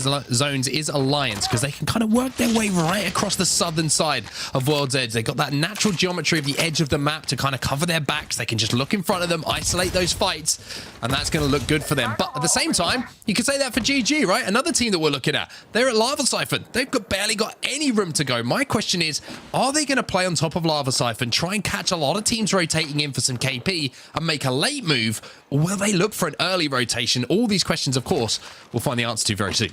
Well, I mean, you can look at the difference between IG and GG. They both land very close to each other. They've been kind of sharing a little bit of Lava Siphon. IG have already made their way to almost launch site. They moved so quickly. GG are moving a little bit later, but also are rotating into this zone. And we're going to be seeing a lot of squads who are going to make their way in and try and place themselves up. The biggest difference between GG and IG is IG did not get beacon information, so they don't necessarily know it's going to pull as heavily down towards Dome as GG might, and that could really mess up IG's rotation. It's gonna be interesting to see how that does play, of course. And the beacon is so vital for teams to get that info, like you say, on where they want to try and play the game from for the majority of it. EKO Esports making their way a long way, should we say, starting a long journey for them through Epicenter towards where that zone may be. They're going to have a lot of time to play with. A nice little purple bag falling out of the drone, which is always a nice thing to see. Well, they did get beacon information. Okay, that's good. There you go. That's great for IG, because that means they can move to the southern side of this map and they can take the high ground, and they are going to try and dip all the way around Dome here and take one of the better spots, because not only are you going to have so much vision in the late game, but you avoid a lot of fights because most people will be coming from the northern side of the circle rather than this south side. Again, much like I was talking about of Alliance, getting in that position early is great for them. They don't have to worry about teams rotating behind them because they have the natural cover of the map itself, the map edge, to take care of that for them. So they only have to look in front of themselves. They only have to worry about the teams who rotate in. And when it starts to get a bit busy, there's going to be some free shots to be taken. But look how quickly teams are rotating down. We've got the benefit of the map overhead. And pretty much everyone is trying to squeeze their way in towards Dome and Lava City at the moment. It looks like GG's position is actually inside of that vault tunnel. So they're kind of between the two, which is a great position maybe to pick off some teams who rotate out late when everyone has to leave and that zone does some damage. But it also means they're going to have a tough transition. Na'Vi also in a little bit of a scuffle here. Yeah, we're going to get a lot of the outside teams now. A lot of these teams who are on the edge having to just fight one another. Na'Vi maybe recognizing that this fight is not a sensible one to be taking, so they are going to back off ever so slightly. Elsewhere, Corpa, our previous winners, eliminated in 20th position. That is really the highs and lows of Apex Legends. It certainly is, and it's Alliance who do the eliminating. And now Na'Vi have decided they don't want to take this fight. They want to take to the skies as well and touch the clouds for just a few seconds. We have to wonder if it's going to start raining bullets, on their way down from the team that they were trying to rotate alongside. For now, it looks like a safe landing, although it does look like it's going to mess things up on their rotation. I wonder if they're just going to land here, maybe look for a little bit of information on the Overlook beacon so they can find out where that next zone is going to be. And at the same time, Eco Esports are going to overtake them on the rotation, but they do not have that beacon information by the looks of things. And you can tell this is a game 6 because this is the most diverse Legend selection we have had since game 1 of today. We've got a Wraith, we've got a Lifeline, we have a Bloodhound, and we've got 2 Ramparts. So this is the most diverse we've seen on World's Edge so far. We're starting to see people shake it up, try something maybe a little bit different, maybe more aggressive, adding that Bloodhound to the composition to try and pick up some more kills. We'll have to see whether one of those teams can find success. But of course, this is one of our Rampart teams, Bitfix Gaming, who were able to hold out teams for so long in the previous circle, and they find themselves already in zone, and they're going to occupy Lava City right now. Things are heating up for the team on top of the triple stack building for sure as the charge rifle starts to melt away and microwave people from the inside out.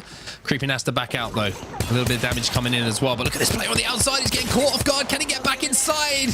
He does. He keeps his life and he keeps the blood pumping through the veins, but he's going to have to use a few resources in order to get those shields back.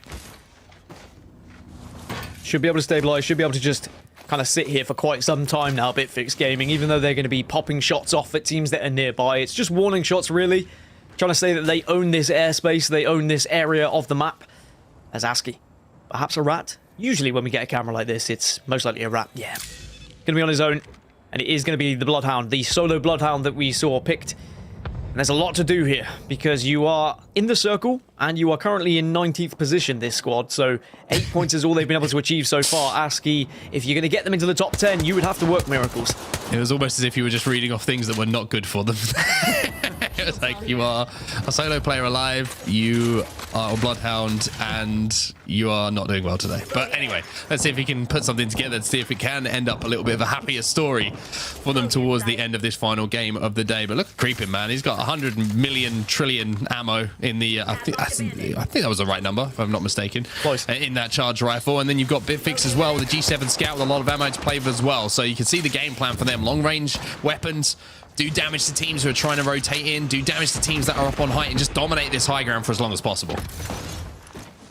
And now, if I count correctly, aside from 4 teams... It was 100 million, billion, trillion, Dan. I counted That is correctly, also, though. yeah, that's definitely... I'm glad you've double-checked that one, because it's a difficult number. But the 4 teams are currently outside of the circle. Everyone else has been able to just about get in. And there's a few teams who are borderline on the edge, and are just going to be waiting. Phoenix Legacy is one of them. But where do they go from here? They're a little bit concerned. I think they're holding out a team. I think it's Na'Vi who are just outside of them at the moment, and perhaps they're aware of that. And they're looking to just try and pick up some extra KP here and hoping that Na'Vi will rotate through the vault. Yeah, I think Na'Vi, it's a great example here of Phoenix Legacy. They're making their rotation through the vault, of course, themselves, and maybe looking to make a little bit of a different move, because Na'Vi, we saw how they were slowed down the rotation by just a few moments, right? That means they had to change their plan. They went to Overlook to hit the beacon, but now teams have overtaken them. Now teams are holding them out, and that's what we talk about when we're talking about, you know, what the work the analysts do, the microseconds that can change how your game plan has to kind of move and kind of be very fluid just because of a couple of bullets that get struck into you. So Na'Vi having to be very quick to adapt in the way they want to approach this game number 6 for now, and it's looking like a much more difficult game because of that. Also very funny, you guys at home wouldn't have seen it, but I have the map overhead. As soon as Phoenix Legacy left Vault, Na'Vi arrived, and they just passed each other's like ships in the night. No idea that one another was there. Maybe they'll meet a little bit later on, but Phoenix Legacy avoiding that fight. Remember, they're 20th position at the moment, so they need a huge game if they're going to try and put themselves into any contention of trying to get into the top half of that leaderboards.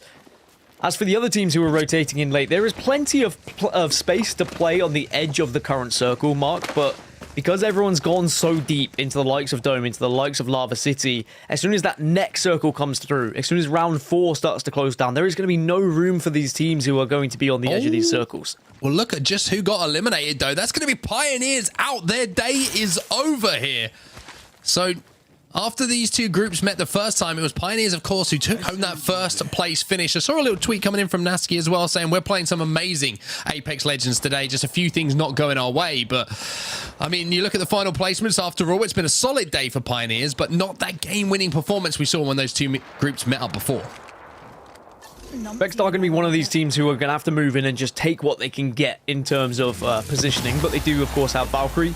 I think that we're going to see a lot of Valkyrie ultimates just trying to full send it into Dome at the end of this circle, trying to battle it out and seeing if you can take a spot on the Dome eggshells. Maybe we often see some teams land there late and actually find success with it, so we'll have to see whether that can happen again, as Forge are going to be on the other side of Vex here and may be clashing very shortly. Vex may be thinking about taking a different move, and that's exactly what they're going to do. They realize this is maybe not the best place, so they're going to rotate right to the southern side, of World's Edge now. They've got some med kits to play with as well. Something you always check when teams make this decision, but they're also going to be chipped away at. And that can be a little bit frustrating sometimes, but Vex decide that isn't the path they wanted to take. Now they're going to go all the way through zone, but I will say to Vex, if they do get through here and they manage to force their way in towards where Dome is, the team that's waiting on the other side for them is Alliance. Both Alliance and IG are the two teams that have kind of taken the southern circle. Remember, we saw it very early on, so it is not going to be easy for Vex whatsoever. They're going to be really struggling when they do get there, but who knows? Maybe they can win that engagement against Alliance. They had already beaten Alliance in the 3v3 scrap in the previous game, only for it to be cost short by Corpa, who arrived as the third party. But no Corpa in sight, as they were eliminated in 20th, despite the victory they had previously, as Phoenix Legacy still taking their time moving through, as a lot of teams who are on the edge now just chunking red damage because there's such little room to play. I think the difficulty there for Phoenix Legacy as well is they don't have an information character, right? No Seer, they don't have Bloodhound, and it makes it so much more difficult to get out and scout and get information of where teams are. So when they're thinking, hey, we can't see anyone in front of us, maybe there's a player with a Seer who's just holding down and using that heartbeat sensor to know that they're coming, and instead they have to take to the skies and make a much riskier play. So you're seeing the up and downs of different legends, different compositions on display for everyone at the moment, but EKO Esports kind of creeping their way in.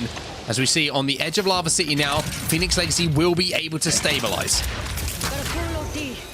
And Phoenix Legacy do get ahead of a couple of teams, so they'll still be in a better spot than they were, but they still have to go that one step further. You know, they still have to get more south and get towards Dome, and unfortunately, there isn't much room to play with, so we're going to see a big scuffle happening kind of around these eggshells right now, with about 3 or 4 teams who are all going to try and walk down towards Dome from Lava City, and it is going to be extremely messy, that's for sure. Yeah, everyone's going to have to leave Lava City, and it's almost as if Phoenix Legacy, if they play this right, and they're the last team to get up on height, they could actually turn what looks like a bit of a rough situation into a pretty good one, but timing's going to have to be on their side, as are the decisions that are made in front of them by some of those teams who have to leave. Of course, the later the teams leave, the more unlikely is Phoenix Legacy to have success in this game. But Turkish Stars, good performance from them in game number 5. They're inside of that vault tunnel, which is previously, of course, where GG were. But GG have now moved to take that rock formation, which is up on the high ground. And I kind of like that decision from GG. They know they've got the natural cover from the eggshell to shield them from the teams inside a Dome. But also it means that they can cut off the likes of Vex, who are trying to make their way in with the high ground on their side. Great views of the amount of coverage that GG have been able to create here, utilizing those Watson fences. But finally, we're going to see Vex get into this fight. We knew it was potentially going to happen, but Unlucky has already taken far too much damage and needs to try and get some sort of cover from teammates so that he can heal up. Tyler gets one, though. Makes it a little bit more interesting here, but GG are up on that high ground, and even if Vex win this, you imagine that GG will look to move in as quickly as they can. EKO will be eliminated in this fight, and now Element 6 actually on the outside of this. They will be the third party looking to force their way in. So difficult when the zone is moving and the pressure it adds to you in the speed of which you have to play, and that is just going to be easy shots. 0-0 taken down, and looks like 0-0 in that moment. Willifin is able to demolish with the cart as Element 6 continue to walk in, continue to shred, but this zone is not going to let you off lightly. You need to get ahead of it. It will tingle that backside. It's still hurting. You got to keep going, and just about the E6 get 2 of their members alive, but K-Swinny is going to have to be rezzed. Vixed are the team that fall. You'll see that res come in, but like I mentioned, GG are up on that high ground, and they will be looking at this. They will know that E6 is in this position, but having 2 gold armors means they're going to be able to heal a little bit quicker here. Manage to pop those cells, pop a couple of syringes, and all of a sudden you're almost back to full health. So Element 6, they needed this kind of performance, Dan. They needed some KP, they needed points, because it has been a devastatingly poor day by their own standards. If they can put something together here in Game 6, all of a sudden it can change everything for them. Also, you remember that story of Na'Vi and Phoenix Legacy? Would they meet again, the ships in the night? They are going to meet again. They have very much crossed each other's paths, and I'm sure they'll be having engagement sooner rather than later, as E6, though, are going to make their way down to the southern side, try and utilize the information from K-Swinny. He needs help. The flatline is not going to do enough damage on its own, and E6 are going to be done. Forge will wipe them out, but at what cost? They're now going to get third party. Oh, there's the black hole as well. Is they going to be destroyed in time to stop the nades maybe following up? It doesn't matter, because Alliance smell blood. They move in. They are one of the best teams in the world at sensing these third-party opportunities, and not only sensing them down, making the most of them to get those kills. You can see the fights are happening on the northern side of the map as people now starting to get desperate to move closer to that circle in these moments. And R301, whilst in the air of Horizon Effect, showing why he's been such an incredible inclusion to this Alliance roster. And remember, they are second to Gaming Gladiators at the moment, but not by much. So Gaming Gladiators, if they were to go down, it would give an amazing opportunity for Alliance to take first place here this week. Well, GG are holding out Turkish Stars at the moment. LFO forever. They're eliminated in the meantime, thanks to Rugby from Na'Vi. So Na'Vi once again getting a couple of points on the board here. Gaming Gladiators know that they have to lead. There's no other option for the team inside of this vault tunnel than to have to take this 3v3, and with Arteki, Artico and Leogri just staring at you, they're hoping that someone else can get involved. Na'Vi eliminated in the meantime. So Na'Vi go from good to not good very, very quickly. Yeah, very quickly indeed, and I think one member of Phoenix Legacy was actually able to survive, and they'll be moving in. They'll be the team that actually survives that eventual story, but Gaming Gladiators now should be able to hold out this team comfortably. You've just got to do it at full health. You can't afford to go down. As I say that, 2 have fallen, maybe not. Yeah, 2 have fallen. Now it's all down to Leogri. Leogri will get the kills, but can he get into zone? That's the question. That delayed push from Turkish Stars probably frustrating Gaming Gladiators a little bit, because they're thinking, hey, we know you've got to move. You've got the zone closing behind you. Why are you waiting so late? And that's thrown their game in the bin a little bit, but they did get some KP off the back of it. So Gaming Gladiators down. Hackers now. The IGL needs to become Superman, and he can't do it either. And it's IG. IG in the final moments who win a massive battle. IG now with the chance to get first place this week, with GG going out and with Alliance falling. Suddenly IG, it all opens up for them to take first place, but they just have to make sure they have a solid game here. I estimate they need about 4 or 5 more points if they want to be first. So that could come through kills, or that could just purely come through placement if they can get into the top 3. As Phoenix Legacy still alive, G-Dolphin and the Rampart still doing damage. The way they've been able to still get in this zone is insane. They had to fight off several teams, including Na'Vi, who they eventually took the fight with, traverse the land south, but now they've got to go that one step further. It seems like no matter how far they go across this map, this circle keeps pulling away from them. I mentioned how Phoenix Legacy might have a little bit of luck go on their side with the way that zone pulled, and they could kind of clean up the mess of everybody leaving Lava City towards Dam. This is elicited now, though, with IG, because they are inside of one of the best buildings, but they've got to move in around 20 seconds' time. Let's see what the moves are. Grace, I'm coming to you, Grace. Yeah. I got it. Can I play height here? We're going to take control of roof late, okay? I don't have EMP, but I do have gold helm. It's top 5, guys. One. Yeah, 2 you're players right. dead. Yeah, it's one rat. You're right. It's every team is full. Are we sharing? Is there a team on the other side of this building? If not, we have a 3v3 against this team inside. Yeah, there's a team inside. Okay, we prioritize the roof. Prioritize the roof, I think. Yeah. Is the roof good? I can't see one now. Donating here. Yeah. The rat's still here on the left. Look at this rat. KP on the rat. Are we Take you going on the left map. or what? Are we going here? On the roof. We're placing. Yes, take yeah, roof. I'm on the roof. Rinse Bang, out you're on on me. me. Yep.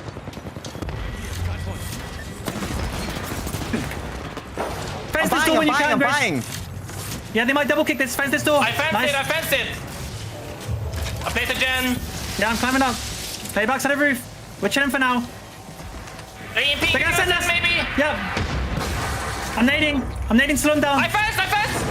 I got one. Hold. Yeah, I hear you. Come up. I'm holding Yeah, you. yeah, Let me come know on, when I come can heal. You can heal now. You can heal. Yeah. I have EMP. I want to. Where's the other squad? Where's the other squad? Where I is don't the know. other squad? I Where's actually the don't know. fourth squad? Here. It's two teams out here. We should take this 3v3, okay? You guys ready? Wait. They're split. There's fuck.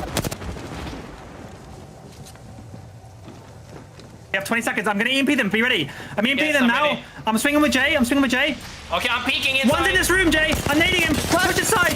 Wait, swing inside. You ready? Back, 3, back, 2, back. 1. Swing inside. I'm batting, all you guys. One dead. Play your left cam. I'm here. Nice, Just I'm crypto. batting. I'm dead. Cracked him. Give me shield. Yeah. He's dead. Nice. Res Grace. I'm resting. Yeah, I just fenced first. Res me. Nice. I have gold. I'm gonna res. Yes, I have gold as well. You just armor swap. Yeah, okay, I hear you. No, I'm gonna sell. We're fine. Get me. Yeah. Well, back into the game. What a push that is coming in from IG, Dan. A massive decision, and they win the 3v3 inside the building. And as I said, that takes them into second place, and now they've got to chase Gaming Gladiators. But Gaming Gladiators had kills in this game, so it is not going to be easy. They would need a victory plus these kills that you can see on your screen if they're going to have a chance for first place. So still all to do from IG, but what a listening that was. The intensity was there from the squad, screaming at each other, and I love the decision to take the straight 3v3. Well, surely this is IG's game. You can see the Gamer Drones and Phoenix Legacy, they're right next to each other. They're going to be damaging each other. They're going to cause all sorts of problems, and Phoenix Legacy know that they've got to take this fight, and that surely just opens the door here for IG. IMP is going to do a huge amount of damage, but so is the zone now. Phoenix Legacy causing all sorts of problems, but here comes Invictus, picking their moment to strike, and once again, it's the perfect moment. Invictus International close out the day's action with a huge win here on World's Edge. It's a massive game. I'm not sure it's quite going to be enough to topple Gaming Gladiators at the top. I think they were off by about 2 or 3 kills, but still, that won't take away from what an incredible day it's been for IG. They have been in and around that final circle so many times, and for them to keep getting these victories, to keep having this success, they moved so early in that rotation, and they were just incredible in those final circles. I loved that 3v3 fight that we got to have a listen in. Just the swinging ability, the bait and switch, making sure they were min-maxing on their shield swaps as well, just perfect. Yeah, completely agreed. A lot to love from what you saw from IG in that end game, in that game number 6. My favorite part, though, hands down the entirety of the listen and what that truly said about this IG roster. You heard it. Noises as an IGL truly just showcased what makes him so great. His decisiveness, his ability to command the team, their ability to ask the right questions and co-IGL. You saw Graceful stepping up and making calls and showing that he can actually macro IGL while Noises is able to micro IGL. You saw it come through right there, and it worked out really, really well for them. Brilliant stuff from Invictus Gaming, Mark, as we look at the highlights. Yeah, brilliant from them. It was just a few moments from them that really stood out. One was how quickly that they got into the position on that the very southern side of World's Edge from the start. Dan was comparing it to how quickly Gaming Gladiators got into their position, and it was like they were there before Gaming Gladiators had even left Lava Siphon. So you could see what the plan was early on, but in those end games, it's all about creating game-winning scenarios. When there's 4 teams alive, you know that you can't win that game unless you take a straight 3v3 and then let the other teams do the work for you. So it was the recognition of the situation, but then the execution as well, pushing off the back of the EMP, big damage and the double swing on the door. It was perfect, to be honest with you, from Invictus. Great communication, but not only that, following the orders to a T to make sure they got the win. Yeah, gotta completely agree with you. Great late game, great finish, and they had to get through some tough teams. Ascend, obviously bunkering up, and Ascend, a team that runs Newcastle, they still were able to push them to success. Well played, and Ascend had shield swaps galore set up in that fight. Instead, IG says, "Let me take your shield swap real quick," and grabs it for themselves. I like this play from Imp though in the late game. You gotta give some respect where respect is due. He actually places his second Arc Star just in front of the black hole and knows that they're gonna have to push forward. So kudos to him. In the end, a 22-point game for IG. But take a look at Gaming Gladiators. They grab 8 which should be enough to keep them in first. We'll take a look at the overall standings here in a bit. Game of Drones, Phoenix Legacy also showing some life, Gaskin. Yeah, big game from Game of Drones. I think that will do them a world of good as we move forward in Pro League after some rough games to start with today. And Phoenix Legacy, again, they were down towards the bottom of that leaderboards, but they've showed that, you know, when they do get that good game, when they do have everything going their way, they can make sure they can force their way through to those zones without the information characters that Onset was bringing up. They didn't have that beacon information necessarily as easy. Oh, no, excuse me. They had the Valkyrie. They just didn't have a Seer or a Bloodhound for the information on scans, is what I meant to say. As we look, though, at the bottom 10, a few rough games for teams who have had success before. Pioneers, for example, haven't really been able to get rolling. They haven't looked like the Pioneers that we saw in week number 1. That's right. Taking a look at the second page here overall, Kansas City Pioneers, disappointing game for them. And in the end, KCP in 14th. But take a look at our top 3 by 3 points only, 3 kills, possibly Rats that could have made the difference. Is going to be Gaiman over Invictus Gaming. Both of them look fantastic today. Gaiman needed that much more than IG did. IG was currently in 7th or 8th place going into today's competition. But Alliance, in their debut with Effects, they also lost a game. Effects had a PC crash in game number 3, which you hate to see. Still, in 3rd place finish was 57 points. And then you take a look, Ember and Corpora in 4th and 5th is awesome in my eyes, Mark. 2 teams coming from Challenger Circuit and coming from Quals performing with a top 5 finish as well. Yeah, putting up a lot of KP alongside it as well. I think that was the most impressive thing for me, is how aggressive they were and how confident they were in their fighting ability when they did have the opportunity to push and do damage onto a team. So Ember and Corpora certainly team names to keep an eye on as we roll through the weeks. But I was really impressed with the top 3 teams that we have at the on our leaderboards. I mean, historically, these teams have been some of the best in EMEA, and there was different moments where you could see exactly why. But I just love the resurrection of Gaiman Gladiators, right? I've been waiting weeks for this. We're like, where have these boys been? And all of a sudden, when it gets to the crunch time, it seems maybe it took them a few weeks to get around the meta, whatever it might have been. They return, they show that class that we expected from them. That's right. And as a result, well, they break into the top 10 from 27th to 8th place in our overall regular season Pro League standings. Keep in mind, Group C, well, we got 6 teams, 5 teams on the second page, 1 on the first page. Shout out to Aurora. They have not played their 3rd day of competition yet, so they have currently are behind 1 game. But in the end, Alliance currently on top, Ascend in 2nd. Pioneers fall all the way down to 4th place. Take a look at the second page here. Again, you'll see mostly Group C in the bottom 10 teams that will get relegated because they haven't played yet, but the Turkish Stars, 3 Muppets, Echo Esports, and Corpa are at risk of being relegated in their current standings, so they got to step up here in these future Pro League series as we, if they want a chance to qualify for top 20 in the regional finals that will wrap up our Pro League Split 1 heading into the Split 1 playoffs. Let's take a look as well at our kill leaderboards. Gaskin, who performed today at an individual level? We take a look at the kill leaderboards here. Walk me through what you're seeing. Well, I don't think that's too much of a surprise to see 2 members of Gaiman Gladiators at the top after their sheer amount of aggression that they were putting down on every map that they faced. Yuki also picking up big amount of kills for Alliance. I think you've got to give a shout out to Unlucky, considering how Vex were playing and where they placed.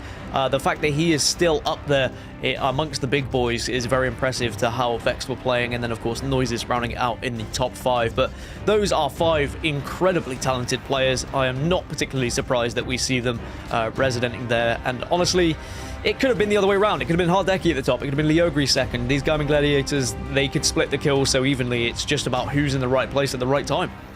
Yeah, you'll have to see Young Hong Kong and Clutch in there as well. Our 2 rookies in the top 7 of the overall kill leaderboards. Congratulations to Leogri, your kill leader for the day, though, overall.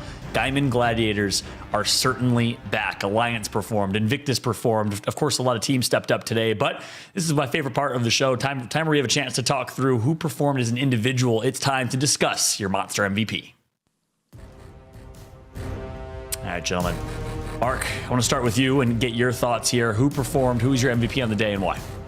I have to go with Hardeki. And I know it's very easy for people to always go, oh, you're going with Hardeki because he's the player who's like a flashy player and all of this. But I just feel like there was just a change in the way that he played today. And it looked like the Hardeki of old. I want to give a shout out to his 2 teammates as well, because I think that they supported everything that he did and they played equally as well. It's just very difficult to pick one name out of this Gaiman Gladiators team. But the way that he was doing damage, and then previously we might have seen a little bit of stutter step from Hardeki. Second question himself, are we confident enough to take this fight? Today, that all changed in that game on Storm Point, where he just took over. I call it the Hardeki shuffle. That's when he gets damage down, and you see that immediate slide forward, where he's trying to close the gap, trying to immediately put pressure on, and this end game, the way that they controlled things, I think it was all down to Hardeki just keeping poking damage onto teams with that wingman. He was superb today, and I think that a lot of the success was based off of the confidence that seems to be back into the, the sights, the gun sights of Hardeki when he takes those fights and he comes out and looks so successful. Yeah, and the fact that he's able to do it, Mark, as the IGL of this team, so impressive. Second overall kill leaders, you got to give respect to Leogri as well, but the overall impact he has on this team is certainly felt. You see it in these replays as well. Wingman nonstop. All he used was a wingman throughout the entirety of the day, it seemed like. And again, that's what we're used to seeing Hardeki performing with. He is a monster, and it certainly showed today. Dan, want to hear your thoughts, though. Do you agree, disagree? Oh, I completely agree, but I want to highlight someone else. I want to talk about someone who had to deal with pressure being added to a new team, and I'm going to talk about effect on Alliance. And when you are added to a team, when there is a lot of pressure, when there's a lot of talk about you, you've got to try and respond in the best way possible, and that's by popping off. That's by having the best week you can here in Pro League. And I think his individual ability and the way he approached fights, the way he engaged fights, he was the damage dealer at times. He would be getting up close and personal, getting in the face of opposition and leading the charge for Alliance. And I think that's exactly what Alliance needed. When you look at the loss of lives and what he used to offer, you needed someone who could replicate the damage output, and Effect is doing just that. You've got the calls being made for him, sending him on in. He's almost the soldier to the general, and he is making sure that he gets that damage done, absolutely shredding no matter where he is. It doesn't matter if he's in the sky, if he's on the ground, he can be anywhere with the Horizon, and I do think that Horizon fits him perfectly with his playstyle. Yeah, kudos and congratulations to Effect in his ALGS debut with Alliance. The young 17-year-old performed. I got to agree with you wholeheartedly there. And again, I could barely tie my shoes when I was 17 years old, let alone moving to an entirely new country to compete and play alongside the Alliance squad. Kudos to Alliance for picking him up and supporting him and his family in their transition moving to Serbia. And I'm excited to see his career continue to progress. I certainly agree wholeheartedly with those picks, gentlemen. This has been your Monster MVP. Great discussion as always in terms of who performed, how they performed, and when. And of course, it's a team game, but the MVP individual performance certainly does make a difference. That's for sure. As we get ready for a very special part of the post-game interview and breakdown, guess what? We're going to have a live interview. I'm getting word. I think it will be with Noises from IG, which gets me all types of excited. Just got confirmation in my ear that we are ready and live with Noises, the IGL of Invictus Gaming, one of the kindest people, one of my favorite pro players in all of Apex. Noises, congratulations on the dub. How you feel, man? Thank you. It feels good. It feels good. Yeah, really good. Obviously, you get the monkey off your back. Your first win with Graceful and on your team, or sorry, you guys didn't win. You got second place, but your first, dominant standout top 2 performance. You started to perform. Talk to me about the last couple of weeks. Picking up Graceful, why you guys decided on Graceful, and how you've kind of molded and meshed it as a team. Replacing Bryn it's never going to be easy. He's just one of a kind. So we kind of had to take a different dynamic and think who we can get in, who's going to offer something else that we can work around instead of trying to find a Bryn. We tried to find a new player who we can sort of build the team around us, basically. So Jay's played with Grace before, everyone knows how good he is, so we thought let's get him in and let's try things out. And me and him have just hit it off. Things like this take time. You have to build synergy, you have to understand each other, but I feel like we're getting, every single time we play, we're getting closer and closer, and the guy is just he's just doing so much damage, he's just doing so much work. So yeah. And it's also really helpful to have him because he's where he's used to IGL, he's got a lot of experience, and he understands how I feel and he understands how to support me. So yeah, I'm really enjoying playing with him right now. Amazing stuff. Noises, I'm slightly annoyed at you because that was the exact question I was just always to ask. So don't worry. Sorry. I'm rambling. That's how good he is. It's all good. I was going to ask about, for the people at home, I always talk about the pressure that an IGL has on an Apex team, and it's very difficult because when you make a good move, it's okay, we expect you to do that. You're our leader. But when you make a bad move, it's kind of highlighted and you feel the pressure yourself. And, you say that there's so important to have a co-IGL alongside you that's been in that position, that understands. Talk us through those final moments in that game as well, because you made a big call to fight that team inside, and immediately you were backed up on your decision. You were kind of vindicated in it by Graceful. How good is it to have someone alongside you to help in that moment? I really believe with Apex, especially, it's about energy. And if you're giving out energy as a leader, and the players, your teammates, are sort of sort of bouncing that energy back onto you, it just fills you with confidence. That's kind of what happened in that last fight. I was like, we should fight this. And then Grace is like, he's with me, you know, like whether it's a good call or a bad call, he's with me. And it just makes me feel like it kind of makes you feel indestructible, you know, even if you lose the fight, you feel like, oh, we tried, you know, but it definitely makes a difference because when you're trying to IGL and you're kind of by yourself, you feel like every call you make, whether it's good or bad, the burden is completely on you. Like it's your burden and you kind of take it home, if you know what I mean. But in situations like that, like I knew we had to fight them. Like it's the only play to make. And Grace knows it too, because he has like a deep understanding of the game. And he just screams yes. And it's like, oh shit, okay, let's do it. You know, it's really like empowering is the word I would use. Very empowering. Yeah. I love that. Amazing. Make sure to go back and watch that VOD because it was one of the best listen-ins and really showcased how great IGL in a lot of ways. Secondary IGL he is for y'all. It's awesome to see. I want to ask you just quickly, you know, I want to borrow your brain a little bit. I know you can't say too much because obviously things are competitive. You want to maintain integrity, but we'd love to hear your thoughts on current status of meta, how you think kind of meta currently is at, why you guys run crypto instead of the, you know, flavor of the month Newcastle Watson or instead of the flavor of the month Seer Horizon Valk, et cetera, et cetera. So, well, okay. First off, I'll touch the meta thing. The weird thing I find about the meta right now is like people are just dying at a rate that isn't really seen, and I bet it's amazing as a viewer, right? A lot of fighting, but as a player, it's very strange because I'm kind of having to like relearn the game. Because, for instance, like there was the first game today and the second game, I would kind of anticipated more teams alive in the late game, and when there's more teams alive, you can play it differently, right? The strats change. So there was one or two moments where I'm like, hang on, these lobbies are actually playing out with a lot more aggression, a lot more early game fights, and there's less teams alive late game. And what that also means is the teams that are alive late game have like 5 times the amount of loot, right? Because they've steamrolled like 4 teams to get there. So it kind of changes the entire way that I play crypto. And I've had to kind of learn this the hard way. Is like previously I would spend a lot of my time on my drone, feeding information, finding out what's going on. And I knew my area was safe. It's kind of like, you know, we fence off our area and we're like, okay, we're safe. I can drone here. And to be honest with you, the way the meta is now, I've had to adapt and learn to just like get out my drone, always be looking around, always be ready for someone to like horizon queue up and try and shoot me or just send me with Valk or anything like that. So I definitely say like I've had to shift like the way I play the meta. But on top of that, I would also like say that I really think that crypto is just, I mean, I don't want to leak too much, but I think he's just the best legend for competitive. Like the amount of information he can give you. And the reason I play him fundamentally is because he removes like random elements of the game. And like if you can remove elements of Apex that are random, you just have an advantage. That's the way I believe it. And then it also helps if you have like, you know, JMW and Grace like killing everyone. But yeah, you get my point, right? He's just a good legend. So yeah. Oh, great insights, mate. I appreciate you sharing. Obviously, didn't go into too much detail, but it's the exact knowledge we were looking for. Right. Remove as much randomness as possible. Information is everything, hence the crypto pick. I think it's a brilliant call, and you guys did it to success today. Congratulations again on the dub. And the second place finish, close to dub, 3 points away from the dub. Feels like a dub. Showing, though, from you and your team. It does feel like a dub, the way you ended in Game 6 as well. Thanks, mate. Thank you, guys. Thank you so much. Nice to talk to you. Likewise. Cheers and shout out to Noises. Make sure to drop them a follow on Twitter. Noises with 2 eyes, by the way, the IGL of Invictus Gaming, and show some love for IG as well as Guiding Gladiators, your champions on the day. But hey, what a day it was. The top 3 teams, it almost feels like order is restored, that you expect to perform are on top. It's Alliance, it's Guiding Gladiators, and it's Invictus Gaming. Gentlemen, as we wrap up, I want to hear your final thoughts on the day. Gaskin, starting with you.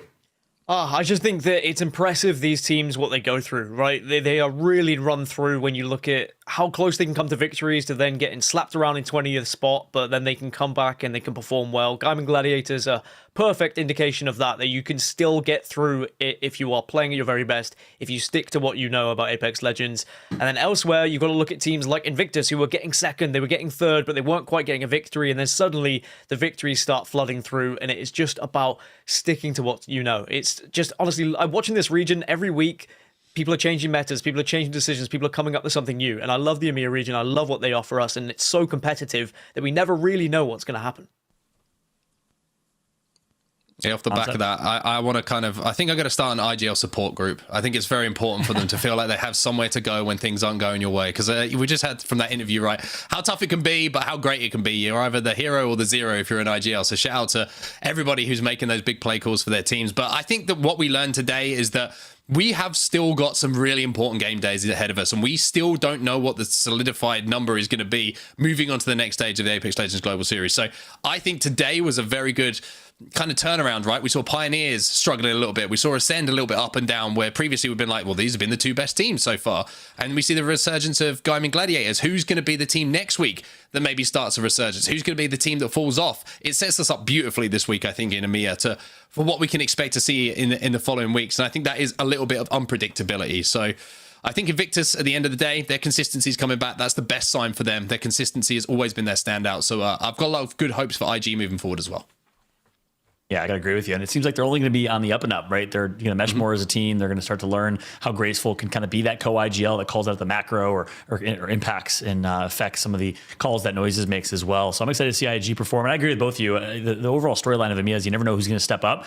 But to me, one thing y'all didn't highlight is the rookies, the new teams, the new blood in the LGS Pro League. I mean, they showed up today, Corpa, with a much needed performance that's going to help them in the overall standings pretty significantly, on top of Ember and a few others. So it just goes to show any single one of you watching right now can be in this Pro League next season. If you decide you want it enough, you can make your way through the Challenger Circuit, you can make your way to Split 2 playoffs, and you can make your way to the ALGS Championship at the end of the year, the largest event with millions in prizing. It's just crazy to think about overall. But big shout out to the general Apex players and fans that are aspiring, the grinders, and every single one of you in the chat supporting the community as well. We all know this is the most entertaining esport to watch, and we can't thank you enough for supporting that every step of the way. It's so much fun watching competitive Apex at its highest level, and EMEA certainly showed that today. What a day it was, as we say goodbye to Onset and Gaskin and get ready to preview our North American broadcast, which will be coming up next. Congratulations again to Gaimin Gladiators on a dominant day, showcasing that they are back. Congrats to Alliance and their debut with Effects, and IG for their consistency. But the North American broadcast is coming up next. And guess what, ladies and gentlemen? We got Group A, we got Group B back at it. TSM, Furia, Tripods against the likes of NRG, Cloud9, and so many more. It's going to be an amazing North American broadcast as well. So enjoy yourself a little break, grab a little lunch, relax a little bit, maybe get a couple games of Apex in, and we'll see you back for the North American broadcast in just a few hours. Thanks so much for watching, everybody. Again, on behalf of myself, I'm Fallout, alongside our casters, Onset and Gaskin, our entire production team. Big shout out to Simona, the esports engine crew, and every single one behind the scenes that makes it possible. Thanks for watching, y'all. We'll catch y'all in just a few hours for the North American broadcast right after this.